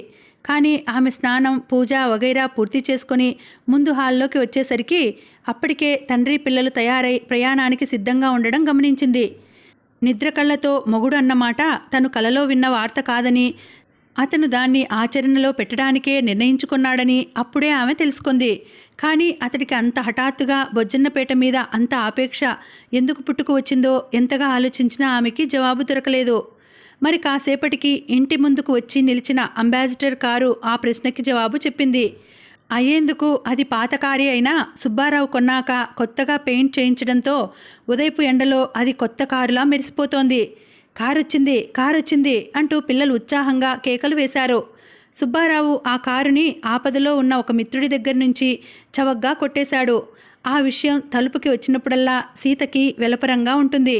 కష్టసుఖాల్లో ఒకరికొకరు తోడుగా ఉండవలసిన స్నేహితులే అవతలి వారి పరిస్థితిని అలసుగా తీసుకొని తాము లబ్ధి పొందాలని ఆశిస్తుంటే ఇక ఆ స్నేహానికి విలువేమిటి? అటువంటి వాళ్ళు తాము స్నేహితులం అని చెప్పుకోవడంలో అర్థమేమిటి అనుకుంటుంది. అతడి పరిస్థితిని బట్టి అతడు అమ్ముకున్నాడు. నాకు కారు అవసరం కాబట్టి నేను కొన్నాను. ఇందులో న్యాయాన్యాయాల ప్రసక్తి ఎక్కడ ఉంది అంటాడు అతడు. ఇటువంటి సమయాల్లోనే సీత అభిప్రాయాలకి, సుబ్బారావు ఆలోచన సరళకి బొత్తిగా లంగరందకుండా పోతుంటుంది. సుబ్బారావు బొజ్జన్నపేట ప్రయాణ ఫలితం ఇంకా గ్రామం పొలిమేర చేరకముందే అతడికి అందిపోయింది. తమ గ్రామం వైపు జోరుగా దూసుకుపోతున్న కారు ముందు సీట్లో పెద్ద ఆఫీసర్లా సూటు బూటుతో దర్జాగా కూర్చున్న సుబ్బారావును ఊరంతా విరగబడి చూడసాగారు. ఆ బట్టల్లో, ఆ దర్పంలో అతన్ని చూడగానే చాలామంది పోల్చుకోలేకపోయారు. పోల్చుకోగలిగిన వాళ్ళు పిచ్చి కుంకల్లారా, కారులో ఉన్నది ఎవరో కాదరా, మన సుబ్బారావే, రాఘవయ్య అల్లుడు, మన సీత మొగుడు అంటూ తాము గ్రహించిన అమూల్య విషయాన్ని ఉత్సాహంగా ఇతరులతో చెప్పసాగారు. పిల్లకారంతా కారు వెంట పరుగులు తీశారు. పెద్దలు తమ నోళ్లు వెళ్ళబెట్టుకుని ఉన్న చోటునే నిలిచిపోయారు. ఆ ఊళ్ళో వారి కళ్ళ ముందు పెరిగిన కుర్రాడు అంత పెద్దవాడై సొంత కారులో ఆ ఊరికి రావడం అదే ప్రథమం. ఊరంతా కారులో ఆ మెత్తని సీట్లపైన తామే కూర్చొని ప్రయాణం చేస్తున్నంతగా ముచ్చటపడ్డారు. తమ ఇంటి ముందు కారు వచ్చి ఆగడం చూసి తమ ఇంటికి కారు పైన వచ్చే పెద్దలు ఎవరా అని ఆశ్చర్యంతో వీధి గడపలోకి వచ్చాడు మాధవ. కారులోంచి దిగుతున్న సుబ్బారావుని చూశాడు. అతడి బట్టలు, వేసుకున్న అలంకరణ చూస్తూ ఎవరో సరిగా పోల్చుకోవడానికి కళ్ళపైన పడుతున్న ఎండకి చెయ్యి అడ్డం పెట్టుకొని క్షణకాలం నిదానించాడు. అంతలో కారులోంచి సీత దిగింది. ఏ పరిస్థితుల్లో ఎక్కడ చూసినా లిప్త మాత్రంలోనే అతడి మనసుకి హత్తుకుపోయే రూపం అది. అక్కడ ఆమెను చూడకపోతే సుబ్బారావును పోల్చుకోవడానికి మాధవుడికి మరొక నిమిషం సమయం పట్టి ఉండేది. ఫుల్ సూట్లో, కళ్ళకి గోల్డ్ ఫ్రేమ్ కళ్ళద్దాలతో, కాళ్ళకి నిగనగలాడే బూట్లతో ఎవరో పెద్దల్ని కలుసుకోవడానికో ఏదో పెద్ద మీటింగులో పాల్గొనడానికో వెళ్తున్న పెద్ద ఆఫీసర్లా ఉన్నాడు సుబ్బారావు. సంశయం తేలి మాధవుడు ముందుకు అడుగు వేసేసరికి అప్పటికే అక్కడ చేరిన ఇరుగు పొరుగు వాళ్ళు ఆ బట్టల్లో ఉన్న సుబ్బారావుని, అతడి సంపదకి చిహ్నంగా నిలిచి ఉన్న అందమైన కారును చూస్తూ, నువ్వేనా సుబ్బన్న? అలా రివ్వున కారు వచ్చి వీధిలో నిలిస్తే ఇంకా ఏ మంత్రిగారో కలెక్టర్ బాబో ఊళ్ళోకి వచ్చాడనుకున్నాము. అప్పుడు ఇంత ఉండేవాడివి, మా కళ్ళ ముందే ఎంత పెద్దవాడివైపోయావురా అంటూ ముసలివాళ్లు ముచ్చటగా అతడి ఒళ్ళు తడుముతూ బుగ్గలు పునికి ముద్దు పెట్టుకుంటూ తమ అభిమానం, సంతోషం వ్యక్తం చేయసాగారు. వారి మాటలకి సుబ్బారావు భుజాలు పొంగిపోయాయి. వారి పొగడ్తలకి మనిషి వామనమూర్తిలా క్షణక్షణానికి పెరిగిపోయాడు. కానీ వాళ్ల తాకిడి, వాళ్ల సాన్నిహిత్యం తనని, తన బట్టల్ని మైలపరుస్తోంది అన్న కంగారు అంత సంతోషంలోనూ అతడి మనసుని హడలగొడుతోంది. బయటికి నవ్వుముఖంతో వాళ్ల పలకరింపు, ఆశీర్వచనాలు అందుకుంటూనే వాళ్ల చేతులు తాకిన చోట చేతి రుమాలుతో అప్పటికప్పుడే శుభ్రం చేసుకుంటున్నాడు. ఆ పొగడ్తల వెల్లువలోంచి, ఆ మెచ్చుకోలు వరదల్లోంచి సుబ్బారావు బయటపడేసరికి మరో 10 నిమిషాలు పట్టింది. ఆసరికే సీత అన్నా వదినల దగ్గరికి చేరుకుంది. బావా కారెప్పుడు కొన్నాడు అన్నాడు మాధవుడు. ఈ మధ్యనే, అదంతా అనుకోకుండా జరిగిందిలే. మరేమిటి ఇక్కడ విశేషాలు? ఇంట్లో అంతా బాగున్నారా అంటూ మాట మార్చింది సీత. సుబ్బారావు ముందుకు వస్తుంటే మాధవుడు ఎదురుగా వెళ్ళి, ఇలా అనుకోకుండా నువ్వు రావడం మాకెంతో సంతోషంగా ఉంది, రా లోపలికి రా అంటూ ఆహ్వానించాడు. గ్రామస్తుల పొగడ్తలతో ఉబ్బి తబ్బిబ్బైన సుబ్బారావు అదే హోదాతో, అదే దర్పంతో ఇంటిలో కాలు పెడుతూ ఎదురుగా ఉన్న శాంతం చూసి, బాగున్నావా అక్క అంటూ పలకరించాడు. ఏదో నీ దయవల్ల అంది శాంత చనువుగా నవ్వుతూ. చాలా కాలానికి వచ్చావు అంది ఆమె తిరిగి మాట అందుకుంటూ. ఎంతకాలానికి వచ్చినా ఈ ఊరు, ఈ ఇల్లు, ఈ మనుషులు అంతా నిన్నో మొన్నో చూసినట్లే ఉంది. ఎక్కడా అణుమాత్రం మార్పు కూడా లేదు. మాటకి మీ ఆయన్నే చూడు, ఆ ముతక కద్దరు పంచ, ఆ పొడుగు చేతుల లాల్చి ఏమైనా మారాడంటావా అన్నాడు సుబ్బారావు బావమరిదిని ఎగతాళి చేస్తున్నట్లు. మాలాంటి వారి జీవితాల్లో మార్పులు అంత త్వరగా రావు తమ్ముడు. ఏవైనా చిన్న చిన్నవి వచ్చినా అవి అంతవరకు ఉన్న జీవనవాహినిలో అంతర్గతంగా కలిసి ప్రవహించేవే తప్ప పరవళ్ళు తొక్కుతూ పైకి కనిపించవు అంది శాంత. అంతా నీలాగే మేడల్లో మిద్దెల్లో ఉండగలరా బావా? మీలాంటి వారి ఆధిక్యాన్ని కొలిచి చూడ్డానికైనా మాలాంటి వాళ్ళు సంఘంలో కొందరు ఉండాలి కదా. పక్కగా ఒక చిన్న గీత ఉంటేనే కదా పెద్ద గీత పొడవు కనిపించేది అన్నాడు మాధవుడు నవ్వుతూ. అంతలో సుబ్బారావు చిన్నగా నవ్వుతూ, క్షమించాలి, ఇంతకు ముందు నేను అన్న మాటని వెనక్కి తీసుకుంటున్నాను. ఈ గదిలో మార్పు వచ్చింది అన్నాడు. నాకేం మార్పు కనిపించలేదే అంది సీత. కనిపించలేదా? సరిగా చూడు. ఆ గోడలకి పురితాళ్లతో మేకులకు వేలాడే రవివర్మ ఫోటోలు, గాంధీ, తిలక్, తమ్ముడు, మార్పుకి అదే కారణంగా నువ్వు భావిస్తే పప్పులో కాలు వేశావు. మీరు ఈరోజు కాక రేపు వస్తే అవి కూడా అక్కడే ఉండేవి. మొన్ననే ఇంటికి వెళ్ళవేయించాము. ఇంకా వాటిని తగిలించడం పడలేదు అంది శాంత నవ్వుతూ. రాక రాక వచ్చిన ఇంటల్లుడి కోసం శాంత పిండి వంటలు చేసింది. మాధవుడు తోటలన్నీ తిప్పించి రకరకాల పళ్ళు తెప్పించాడు. చిన్నిగాడు ముందు రోజు ఈనిన ఎర్రావు ముర్రుపాలు పిండి నీళ్ల కాగు కింద మంట పెట్టి జున్ను విరిచాడు. ఎవరో కొత్తవాళ్ళు వచ్చినట్లు ఏమిటింత హంగామా వదినా? ఈ ఇంటికి ఆయన కొత్త, నేను కొత్త అంటూ సీత వారించింది. నీ సంగతి సరిలే సీత, ఈ ఇంట పుట్టిన ఆడపిల్లవి. వదిన చారు అన్నం పెట్టినా ఆప్యాయంగా తినిపోతావు. అతడు అల్లుడు, అందున అలాంటి ఇలాంటి అల్లుడు కూడా కాదు. ఎంతో కాలానికి సొంత కారు మీద వచ్చిన అల్లుడాయే. అత్తవారింట మర్యాదలు అవి తిన్నగా జరగకపోతే తుర్రుమని కారెక్కి పారిపోగలడు అంది శాంత నవ్వుతూ. మాధవుడు శాంత ఎంతగా మర్యాదలు చేసినా సుబ్బారావుకి ఆ ఇంట ఉండడం ఇబ్బందిగా ఉంది. అడుగడుగునా అతడి గతాన్ని కెలుకుతున్నాయి. ఆ ఇంటి పరిసరాలు. ఇప్పుడు సూటు బూటు వేసుకువచ్చి నా దగ్గర డాబు చేయకబ్బాయి, నీ సంగతి నాకు తెలుసు అంటోంది ఆ పాత ఇల్లు. పాత జ్ఞాపకాల పంకంలోంచి సాధ్యమైనంత వేగం బయటపడాలని ఆరాటపడుతోంది అతడి మనసు. నోటిలో మెతుకులు వేసుకున్న దగ్గర నుంచి ఎప్పుడు ఎలా బయటపడ్డానికి అవుతుందా అని రిస్ట్ వాచి చూసుకుంటున్నాడు. రాక రాక వచ్చావు బావా, కాసేపు కూర్చుని వెళ్ళు. నీ వ్యాపారాలు, నీ పని తొందరలు నీకెప్పుడూ ఉండేవే. పోనీ ఒక పని చెయ్యి. బొజ్జన్నపేటలో గడిపే ఈ 4 గంటల్లో నీకెంత నష్టం వస్తుందో చెప్పు. ఆ సొమ్ము నేనిచ్చుకుంటాను అన్నాడు మాధవుడు పరిహాసంగా. అతడి మాట కాదనిలేక మరికొంత సమయం అక్కడ ఉండడానికి సిద్ధపడ్డాడు సుబ్బారావు. అయినా ఆ ఇల్లు, ఆ వస్తువులు, ఆ మనుషులు, ఆ వాతావరణం అతడికి ఏవగింపు కలిగిస్తున్నాయి. ఈ పల్లెటూరులో, ఈ పాత కొంపలో ఏం సుఖం ఉంటుందని సీత మాటిమాటికి బొజ్జన్నపేట ప్రయాణం కడుతుందో అతడికి అర్థం కాలేదు. కూర్చోడానికి సరైన కుర్చీలా, పడుకోవడానికి మెత్తని పరుపులా, ఏది శుభ్రమైన గాల, శుభ్రమైన తిండా. ఊళ్ళో ఎక్కడికి పోయినా అవే పెంటకుప్పలు, అవే పేడవాసనలు. ఇక ఇంట్లో తిండి తిప్పలు చూస్తే ఎప్పటి పప్పు దప్పలాలే, ఎప్పటి పాత చింతకాయ పచ్చళ్లే. ప్రపంచమంతా ఎంత ముందుకు పోతున్నా బొజ్జన్నపేట అగ్రహారం మాత్రం ఎక్కడ వేసిన గొంగళి అక్కడే అన్నట్లు ఇంకా 20వ శతాబ్దపు ప్రథమ పాదంలోనే ఉండిపోయింది అనుకున్నాడు.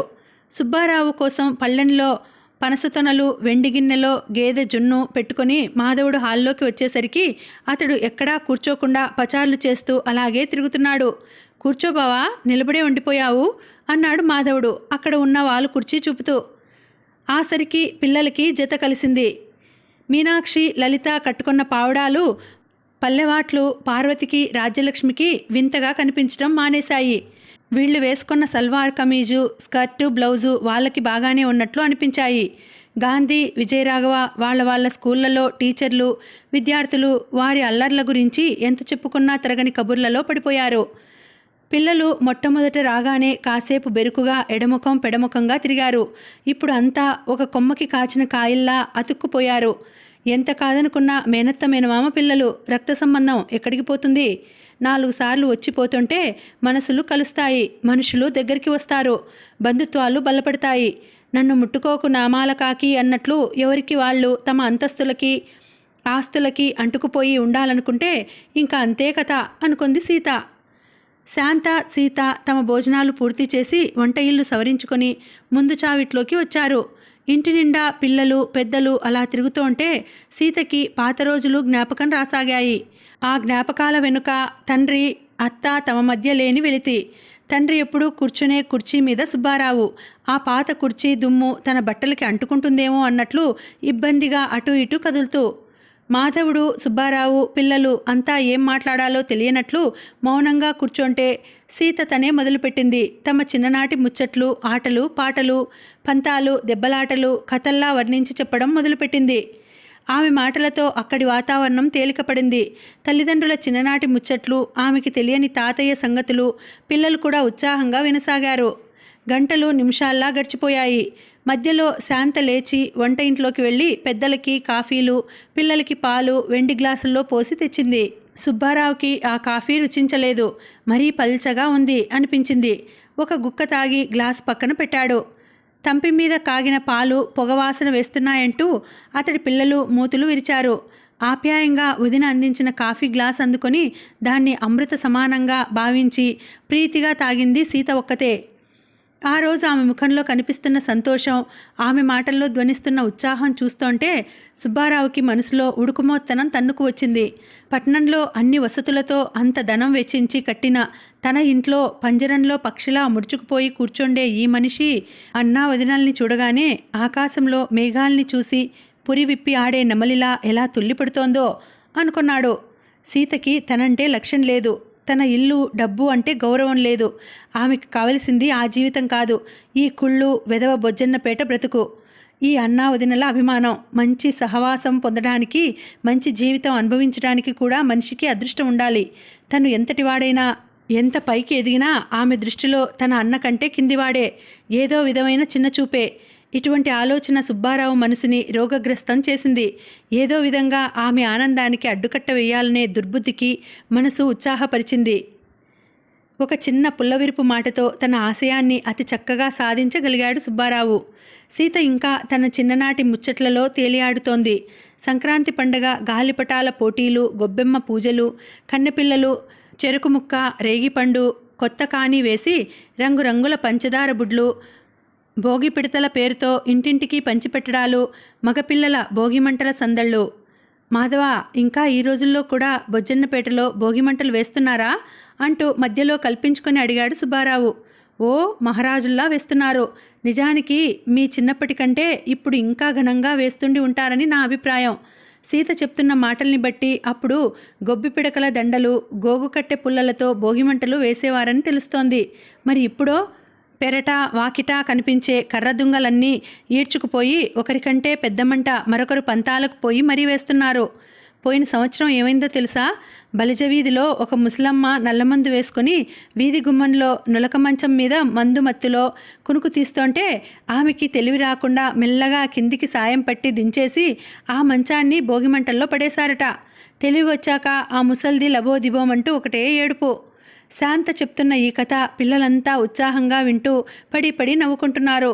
అయితే ఈసారి పండక్కి ఒక మంచి పని చేయకూడదు మాధవ అన్నాడు సుబ్బారావు. అతడు చెప్పబోయే ఆ మంచి పని ఏమిటా అని అంతా అతడి వైపు కుతూహలంగా చూడసాగారు. ఆ భోగిమంటల్లో ఈ బొక్కి కుర్చీ పడేయి అన్నాడు సుబ్బారావు తన సూచనకి తనే కులాసాగా నవ్వుకుంటూ. అతడి నవ్వుతో అక్కడ మిగిలిన పెద్దలు నవ్వు కలపలేదు. పిల్లలకి అందులో ఉన్న హాస్యం ఏమిటో తెలియరాలేదు. అతని నోట వచ్చిన ఆ మాట విని మాధవుడు, సీత నెవ్వరిపోయారు. వారి మనసుల్లోని బాధ వారి ముఖాల్లో ప్రతిఫలించింది. సుబ్బారావు దృష్టిలో అది పాతబడి మేకులు ఎక్కొస్తున్న ఇక్ష్వాకుల నాటి పాత కుర్చీ. భోగిమంటల్లో పడి బూడిద కావాల్సిన అర్హత ఉన్న వస్తువు. కానీ సీతకి, మాధవుడికి ఆ కుర్చీతో పెనవేసుకున్న తండ్రి జ్ఞాపకాలు ఎన్నో ఉన్నాయి. అది రాఘవయ్య తన జీవితం పొడుక్కి ఉపయోగించుకున్న వస్తువు. అతడు నిద్రపోయే సమయాలు తప్పిస్తే ఇంట ఉండే మిగతా కాలం అంతా దాని మీదే గడిపేవాడు. అందులో కూర్చునే ఊరిలో చిన్న పెద్ద తగువులు తీర్చేవాడు. అందులో కూర్చునే పురాణాలు, పుణ్యగాథలు చదివి ఊరి వాళ్ళకి వినిపించేవాడు. అందులో కూర్చునే తల్లి లేని తన పిల్లల్ని బుజ్జగిస్తూ నిద్రపుచ్చేవాడు. వాళ్ళకి కథలు, కబుర్లు చెప్పేవాడు. సుబ్బారావు నవ్వుతూ దాన్ని భోగిమంటల్లో పడేయి మాధవ అంటే నీ తండ్రి జ్ఞాపకాల్ని కట్టకట్టి మంటల్లో వేసి కాల్చి పారేయి అన్నట్లు వినిపించింది వారికి. అతడి మాట విని అన్నా చెల్లెళ్ళు నోట మాట రాక రాళ్ళలా అలా ఉండిపోతే శాంత తను కల్పించుకొని ఆ సంకట స్థితిని విడగొట్టింది. నువ్వన్న మాట నిజమే తమ్ముడు. అది నిజంగా ఇక్ష్వాకుల నాటి పాత కుర్చీయే. కానీ ఈ ఇంటికి, ఈ మనుషులకి అదే సరిపోతుంది. నీ ఇంట్లోలా సోఫాలు, కుర్చీలు, పరుపులు, పందిరి మంచాలు వంటి కొత్త కొత్త వస్తువులు నువ్వు పెద్ద మనసుతో కొనిపెడతానన్నా అటువంటివి అందంగా అమర్చుకోవడానికి మాకు ఇంట్లో చోటు ఉండద్దు. అప్పుడు మీ బావగారికి మీ ఇల్లు లాంటి ఇంకొక ఇల్లు కూడా నువ్వే కట్టించి ఇవ్వవలసి వస్తుంది అన్నది శాంత చిన్నగా నవ్వుతూ. భార్య చూపిన చొరవకి, సమయస్ఫూర్తికి మాధవుడు సంతోషించాడు. సుబ్బారావు మాటకి జవాబుగా తను ఏ మాట అంటే ఏం తప్పు అవుతుందో అని సంకోచిస్తున్నాడు అతడు. శాంత అన్నమాట నిజమే బావా. అటువంటి అధునాతన ఫర్నిచర్ తెచ్చి ఈ ఇంట్లో పెడితే మొలకి నాగుల గావంచా కట్టి కాళ్ళకి మేజోళ్ళు, జోళ్ళు వేసుకున్నట్లు ఉంటుంది. ముసలి ముఖాలకి పండు జుట్టు అమరినట్లు ఈ పాత ఇంటికి, పాతకాలపు మనుషులకి పాత వస్తువులే సరిపోతాయి అన్నాడు మాధవుడు సరదాగా. శాంతా మాధవుడు ఆ మాటలు సౌమ్యంగా సరదాగా అన్నా సుబ్బారావుకి ఆ చెంప ఈ చెంప ఛల్ ఛల్ మని కొట్టినట్లు అనిపించాయి. కసి, ఆవేశం మనిషిని వివేకశూన్యుడిని చేస్తాయి. ఆ మాట నోరు జారిన మరుక్షణంలోనే అతడు తన పొరపాటు గ్రహించాడు. ఆ కుర్చీ ఆ ఇంటివారికి ఎంత ప్రేమాస్పదమైన వస్తువో అతడికి తెలియంది కాదు. దాన్ని భోగిమంటల్లో పడేసి బూడిద చెయ్యండి అని సలహా ఇవ్వడంలో ఉన్న అమానుషత్వం అతడి మనసుకి తోచకపోలేదు. కానీ ఏం చేయగలడు? చేయి జారి వస్తువు క్రింద పడి పగిలితే ఏదో విధాన దాన్ని అతికించవచ్చు. కానీ నోరు జారిన మాట ఏ విధంగా సరిచేయగలడు? అంత జరిగాక ఇక ఒక్క నిమిషం కూడా అక్కడ కూర్చోబుద్ధి కాలేదు అతడికి. ఆ పరిసరాలకి ఆ మనుషులకు సాధ్యమైనంత త్వరలో ముఖం తప్పించడం ఒకటే అతడు చేయగలిగే పని. చేతికున్న వాచి చూసుకుంటూ ఇక వెళ్దామా సీత అంటూ కుర్చీలోంచి లేచాడు. అదే మాట అతడు 10 నిమిషాలకి ముందు అని ఉంటే పదండి అంటూ తను లేచి ప్రయాణమయ్యేది సీత. కానీ అప్పుడు అటువంటి మనస్థితిలో అతడి పక్కన కారులో కూర్చొని ప్రయాణం చేయాలనిపించలేదు ఆమెకి. ఆ స్థితిలో ఉన్న అన్నని వదిలి వెళ్ళాలనిపించలేదు. మీరు వెళ్ళిరండి, నేను 2 రోజులు ఉండి వస్తాను అంది. పిల్లలు తల్లితో పాటు ఆ 2 రోజులు అక్కడ ఉండడానికి సిద్ధంగా లేరు. తండ్రితో పాటు కారులో వెళ్ళడానికే వాళ్ళు తయారయ్యారు. ఎప్పుడు వస్తావో సరిగా చెప్తే కారు పంపిస్తాను, కారులో కూర్చుని తలుపు వేసుకుంటూ అన్నాడు సుబ్బారావు. అవసరం లేదు, నేను బస్సులో రాగలను అంది సీత బస్సు అనే మాటని ఒత్తి పలుకుతూ. కారు వెళ్ళిపోయింది. బొజ్జన్నపేట ఊరు స్థిమితపడింది. ఆ మరుసటి రోజు శాంత గోడలకి ఫోటోలు తగిలిస్తుండగా సీత చేతిలోకి వచ్చింది ఆ ఫోటో. అది రాఘవయ్య ఇంకా కొద్ది రోజులకి చనిపోతాడనగా తీయించుకున్న గ్రూప్ ఫోటో. చేస్తున్న పని ఆపి ఆ ఫోటో వంక చూస్తూ అలా ఎంతోసేపు ఉండిపోయింది సీత. ఆ రోజు ఆ సంఘటన అక్కడే తన కళ్ళ ముందు జరుగుతున్న భ్రాంతిలో మునిగిపోయింది. బొజ్జన్నపేటలో ఏ రోజులాగే ఆ రోజు తెల్లవారింది. తన ఉదయపు కార్యక్రమాలన్నీ పూర్తి చేసుకుని రాఘవయ్య వీధి గడపలోకి వచ్చేసరికి ఎదురుగా ఒక యువకుడు చేతిలో ఒక మాదిరి పెట్టే, భుజానికి ఒక గుడ్డ సంచి తగుల్చుకొని నిలబడి ఉన్నాడు. ఎవరు కావాలి బాబు? ప్రశ్నించాడు రాఘవయ్య. నేనొక ఫోటోగ్రాఫర్నండి, చిన్నవి పెద్దవి అన్ని రకాల ఫోటోలు తీస్తాను. పాలెంలో కొత్తగా ఫోటో స్టూడియో పెట్టాను. ఒకసారి ఊళ్ళోకి వచ్చి మీ వంటి పెద్దల దర్శనం చేసుకుపోదామని ఎంతో వినయంగా జవాబు చెప్పాడు అతడు. అంటే మేము అక్కడికి వచ్చి ఫోటోలు దిగాలంటావు అంతేనా? చిన్నగా నవ్వుతూ ప్రశ్నించాడు రాఘవయ్య. అలాగనేం లేదండి, అక్కడికి వస్తే అక్కడ తీస్తాము, లేక కావాలంటే ఇక్కడికి మీ ఇళ్ళకి వచ్చి కూడా ఫోటో తీస్తాము. అయితే మా ఇంట్లో వాళ్ళందరినీ కలిపి కాస్త పెద్దదే ఒక ఫోటో తీయగలవా? అతడి చేతిలో ఉన్న పెట్టెవైపు చూస్తూ ప్రశ్నించాడు రాఘవయ్య. ఓ తప్పకుండా, ఎప్పుడు కావాలో మీరు చెప్తే. మళ్ళా ఎప్పుడో చెప్పడం దేనికి? ఎలాగా మా గ్రామంలో కాలు పెట్టావు, ఉట్టి చేతులతో నిన్ను పంపడం న్యాయం కాదు. మా ఇంటితోనే మొదలుపెట్టు.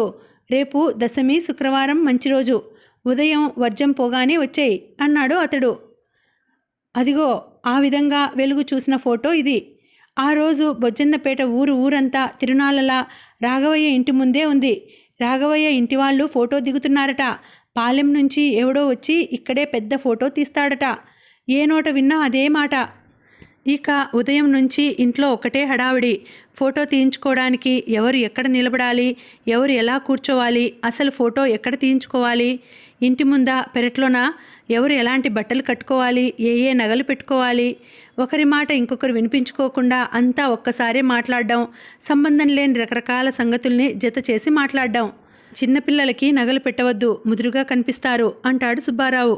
ఆ కాసేపు నువ్వు కూడా రైతు బిడ్డలా పంచకట్టు బావా అంటాడు మాధవుడు. అలా జుట్టు ముడి వేసుకోకు సీత, ముసలి ముత్తైదువులా ఉంటావు అంటుంది శాంత. నాకు ఒంటి జడ బాగాలేదు, 2 జడలు వెయ్యి అంటుంది పార్వతి. నాకు పరికిణీ వద్దు, వదినలా ఫ్రాకు వేసుకుంటాను అంటుంది మీనాక్షి. నువ్వు ఆ బెంగాలీ చీర కట్టుకోకు వదినా, అది నీకు బాగుండదు. పోయిన పండుగకి మీ నాన్నగారు కొనిపెట్టిన చిరుగళ్ళ చిలకపచ్చ పట్టుచీర కట్టుకో అంటుంది సీత. ఇలా తర్జన భర్జనల మధ్య ఇంటి వాళ్ళ ముస్తాబులు పూర్తి అయ్యేసరికి పాళెం నుంచి ఫోటోగ్రాఫర్ రానే వచ్చాడు. కెమెరా పెట్టి అది నిలబడ్డానికి ఒక ఎత్తైన ముక్కాలిపీట వంటి బల్ల, ఫోటో తీస్తున్నప్పుడు వెలుగు చొరబడకుండా తలపైన కప్పుకోవడానికి ఒకవైపు నలుపు ఇంకొక వైపు ఎరుపు రంగులు గల దళసరి గుడ్డ వగైరా సామానంతా తనతో తెచ్చాడు. వీధి అరుగు మీద తన సామాన్ పెట్టుకుంటూ అంతా సిద్ధంగా ఉన్నారా అంటూ రాఘవయ్యని ప్రశ్నించాడు. మా ఆలస్యం లేదు, మీకోసమే ఎదురు చూస్తున్నాం అన్నాడు రాఘవయ్య. రండర్రా, అంతా రండి, ఇంకా ఆలస్యం దేనికి? ఈ పని కాస్త పూర్తి అయితే నేను పట్నం వెళ్ళి రావాలి అన్నాడు మాధవుడు ఇంట్లో వాళ్ళని కేక పెడుతూ. ఉదయం నుంచి రాఘవయ్య గారింట జరుగుతున్న ఈ హంగామా అంతా చూస్తున్న చిలిపి సూర్యుడికి వీళ్ళని ఒక ఆట ఆడించాలనే కొంటె కోరిక కలిగింది. ముసిముసి నవ్వులు ఒలకబోస్తూ సన్నసన్నగా పక్కనున్న మేఘాల చాటుకి పోయి దోబూచి అంటూ ముఖం చాటు చేశాడు. అయ్యో అయ్యో, ఎండపోయింది అంటూ అంతా గొల్లుమన్నారు. ఇప్పుడేం చేయడం? ఎండ మళ్ళా ఎప్పటికి వస్తుందో? మరేం కంగారు పడకండి, మేఘాలు ఆకాశం అంతా లేవు, ఇప్పుడే అది విడిపోతోంది. అదిగో పడవలా పరుచుకొని ఉంది చూసారా? ఆ నల్ల మేఘం అదే సూర్యుణ్ణి అడ్డేసింది. అది అటు కాక ఇటు కదిలితే మరో 2 నిమిషాల్లో ఎండ వచ్చేస్తుంది. మీ పిచ్చి కానీ అది ఇటెందుకు కదులుతుందండి? గాలి ఇటు నుండి అటు వీస్తుంటే. అయినా అది గాలికి చెదిరిపోయే ఉలిపిరి మేఘంలా కనపడడం లేదు, గట్టిగా తారులా పట్టేసింది. అక్కడ గుమిగూడిన అందరి చూపులు ఆకాశం మీదే. అందరి భయము అరిటాకంత ఉన్న ఆ చిన్న మేఘం అంతై ఆకాశం అంతా కప్పేస్తుందేమో అని. పెట్టక ఈ ఫోటో దిగడానికి ఇప్పుడు ముహూర్తం పెట్టుకుంటారా ఎవరైనా? వర్షాకాలమాయే, ఇదే ఏ వేసవి కాలంలోనో అయితే ఈ బాధ ఉండేది కాదుగా అన్నారు ముసలివాళ్ళు. కళ్ళు మలపకుండా ఆకాశం వంక చూసి అలసిపోయారు పిల్లలు. ఆరుబయట నిలిచి కాళ్ళనొప్పులు పుట్టాయి పెద్దలకి. ఇక ఈ రోజుకి లాభం లేదండి, ఎర్రగా ఎండ వస్తే రేపు వస్తాను అన్నాడు ఫోటోగ్రాఫర్ తన సరంజామా అంతా సర్దుకుంటూ. అంతలో వీధిలో పిల్లలు గొల్లుమన్నారు. పోతోంది, మేఘం పారిపోతోంది అంటూ కేరింతలు కొట్టారు. మరొక 5 నిమిషాల్లో మేఘం సూర్యుని పూర్తిగా దాటిపోయింది. ఎర్రగా ఎండ వచ్చేసింది. కుర్చీలలో 2 వరుసలుగా పెద్దవాళ్ళు, కాళ్ల ముందు నేలపైన పిల్లలు, వెనుకగా రైతులు, పాలేర్లు అంతా దసరా బొమ్మల కొలువులో బొమ్మల్లా సర్దుకున్నారు. రాఘవ, నీతో పాటు మేము ఫోటో దిగుతాన్రా అంటూ ఊళ్ళో మరికొంతమంది ముసలివాళ్లు వావి వరుసలు కల్పించుకుంటూ తాము ఆ కుటుంబ సభ్యులే అన్నట్లు ముందుకు వచ్చారు. ఫోటో ఫ్రేమ్లో పట్టినంత మందిని ఆవకాయలో పిండి కూరినట్లు అతి దగ్గరగా ఇరికించి క్లిక్ మనిపించాడు ఫోటోగ్రాఫర్. ఉండండి, కదలకుండా అలాగే ఉండండి అంటూ కెమెరా పెట్టిన బల్లని మరికాస్త ముందుకు జరిపి ఇంకొకసారి క్లిక్ మనిపించాడు. అయిపోయింది, ఇక వెళ్ళొచ్చు అంటూ అందరికన్నా ముందు లేచాడు సుబ్బారావు. అయిపోయిందా? అయ్యో, అప్పుడే అయిపోయిందా? ఇంకా ఏమో అనుకున్నాం. ఫోటో దిగడం అంటే ఇంతేనా? ఒక్క నిమిషం కూడా పట్టలేదు. ఈ పాటి దానికేనా అంత డబ్బు గుంచుతారు? అందరికీ అనుమానాలే, అందరికీ అసంతృప్తే. ఏమిటి సీత, ఆ ఫోటోని అంత దీక్షగా చూస్తున్నావు అంది శాంత. శాంత మాటతో ప్రస్తుతంలోకి వచ్చింది సీత. అబ్బే ఏం లేదు వదినా, ఈ ఫోటో చూస్తుంటే నీ దగ్గర కూడా ఒక కాపీ ఉంది కదూ, నాకు బాగా గుర్తు. నువ్వు మొదటిసారి పట్నం వెళ్తున్నప్పుడు ముందుగా దాన్నే నీ బట్టల మధ్య పెట్టెలో పెట్టుకున్నావు. అవును వదినా, నా దగ్గర ఉంది అంది సీత భారంగా. సీత దాన్ని ఎంతో ముచ్చటపడి పట్నంలో తన ఇంటి గోడకి వేలాడగట్టి బొజ్జన్నపేట గుర్తు వచ్చినప్పుడల్లా ఆ ఫోటోని చూస్తూ ఆ మనుషుల్ని, ఆ రోజుల్ని తలుచుకుంటూ తృప్తి పొందాలనుకుంది. అక్కడికి చేరిన మరునాడు తన పెట్టెలో బట్టలు తీసి బీరువాలో సర్దుకున్నాక ఆ ఫోటో చేత పట్టుకుని దాన్ని తగిలించడానికి అనువైన ప్రదేశం కోసం ఇల్లంతా కలియ తిరిగింది. కానీ అంత పెద్ద ఇంటిలో అంత చిన్న ఫోటో తగిలించడానికి ఆమెకి తగిన చోటే కనిపించలేదు. ఇంటిలో ఎక్కడి వస్తువులు అక్కడ అప్పటికే తమ తమ స్థానాలు ఏర్పరచుకొని స్థిరపడిపోయి ఉన్నాయి. కొత్తగా వచ్చిన ఈ సాల్తీకి తమ హక్కు భుక్తం అయిన జాగాలో ఆవగింజ మోపేంత స్థలం అయినా కేటాయించి ఇవ్వడానికి అవి సిద్ధంగా లేవు. దేనికోసం అలా వెతుకుతున్నావు సీత అన్నాడు అప్పుడే లోపలికి వచ్చిన సుబ్బారావు. ఈ ఫోటో దీన్ని ఎక్కడ పెట్టనా అని సంకోచంగా జవాబు చెప్పింది సీత. ఆమె చేతిలోని ఫోటోని అందుకొని పరిశీలనగా దాని వంక చూశాడు సుబ్బారావు. ఆ ఫోటో, దాని వెనుక ఉన్న కథా కమామిషు అంతా అతడికి తెలిసిందే.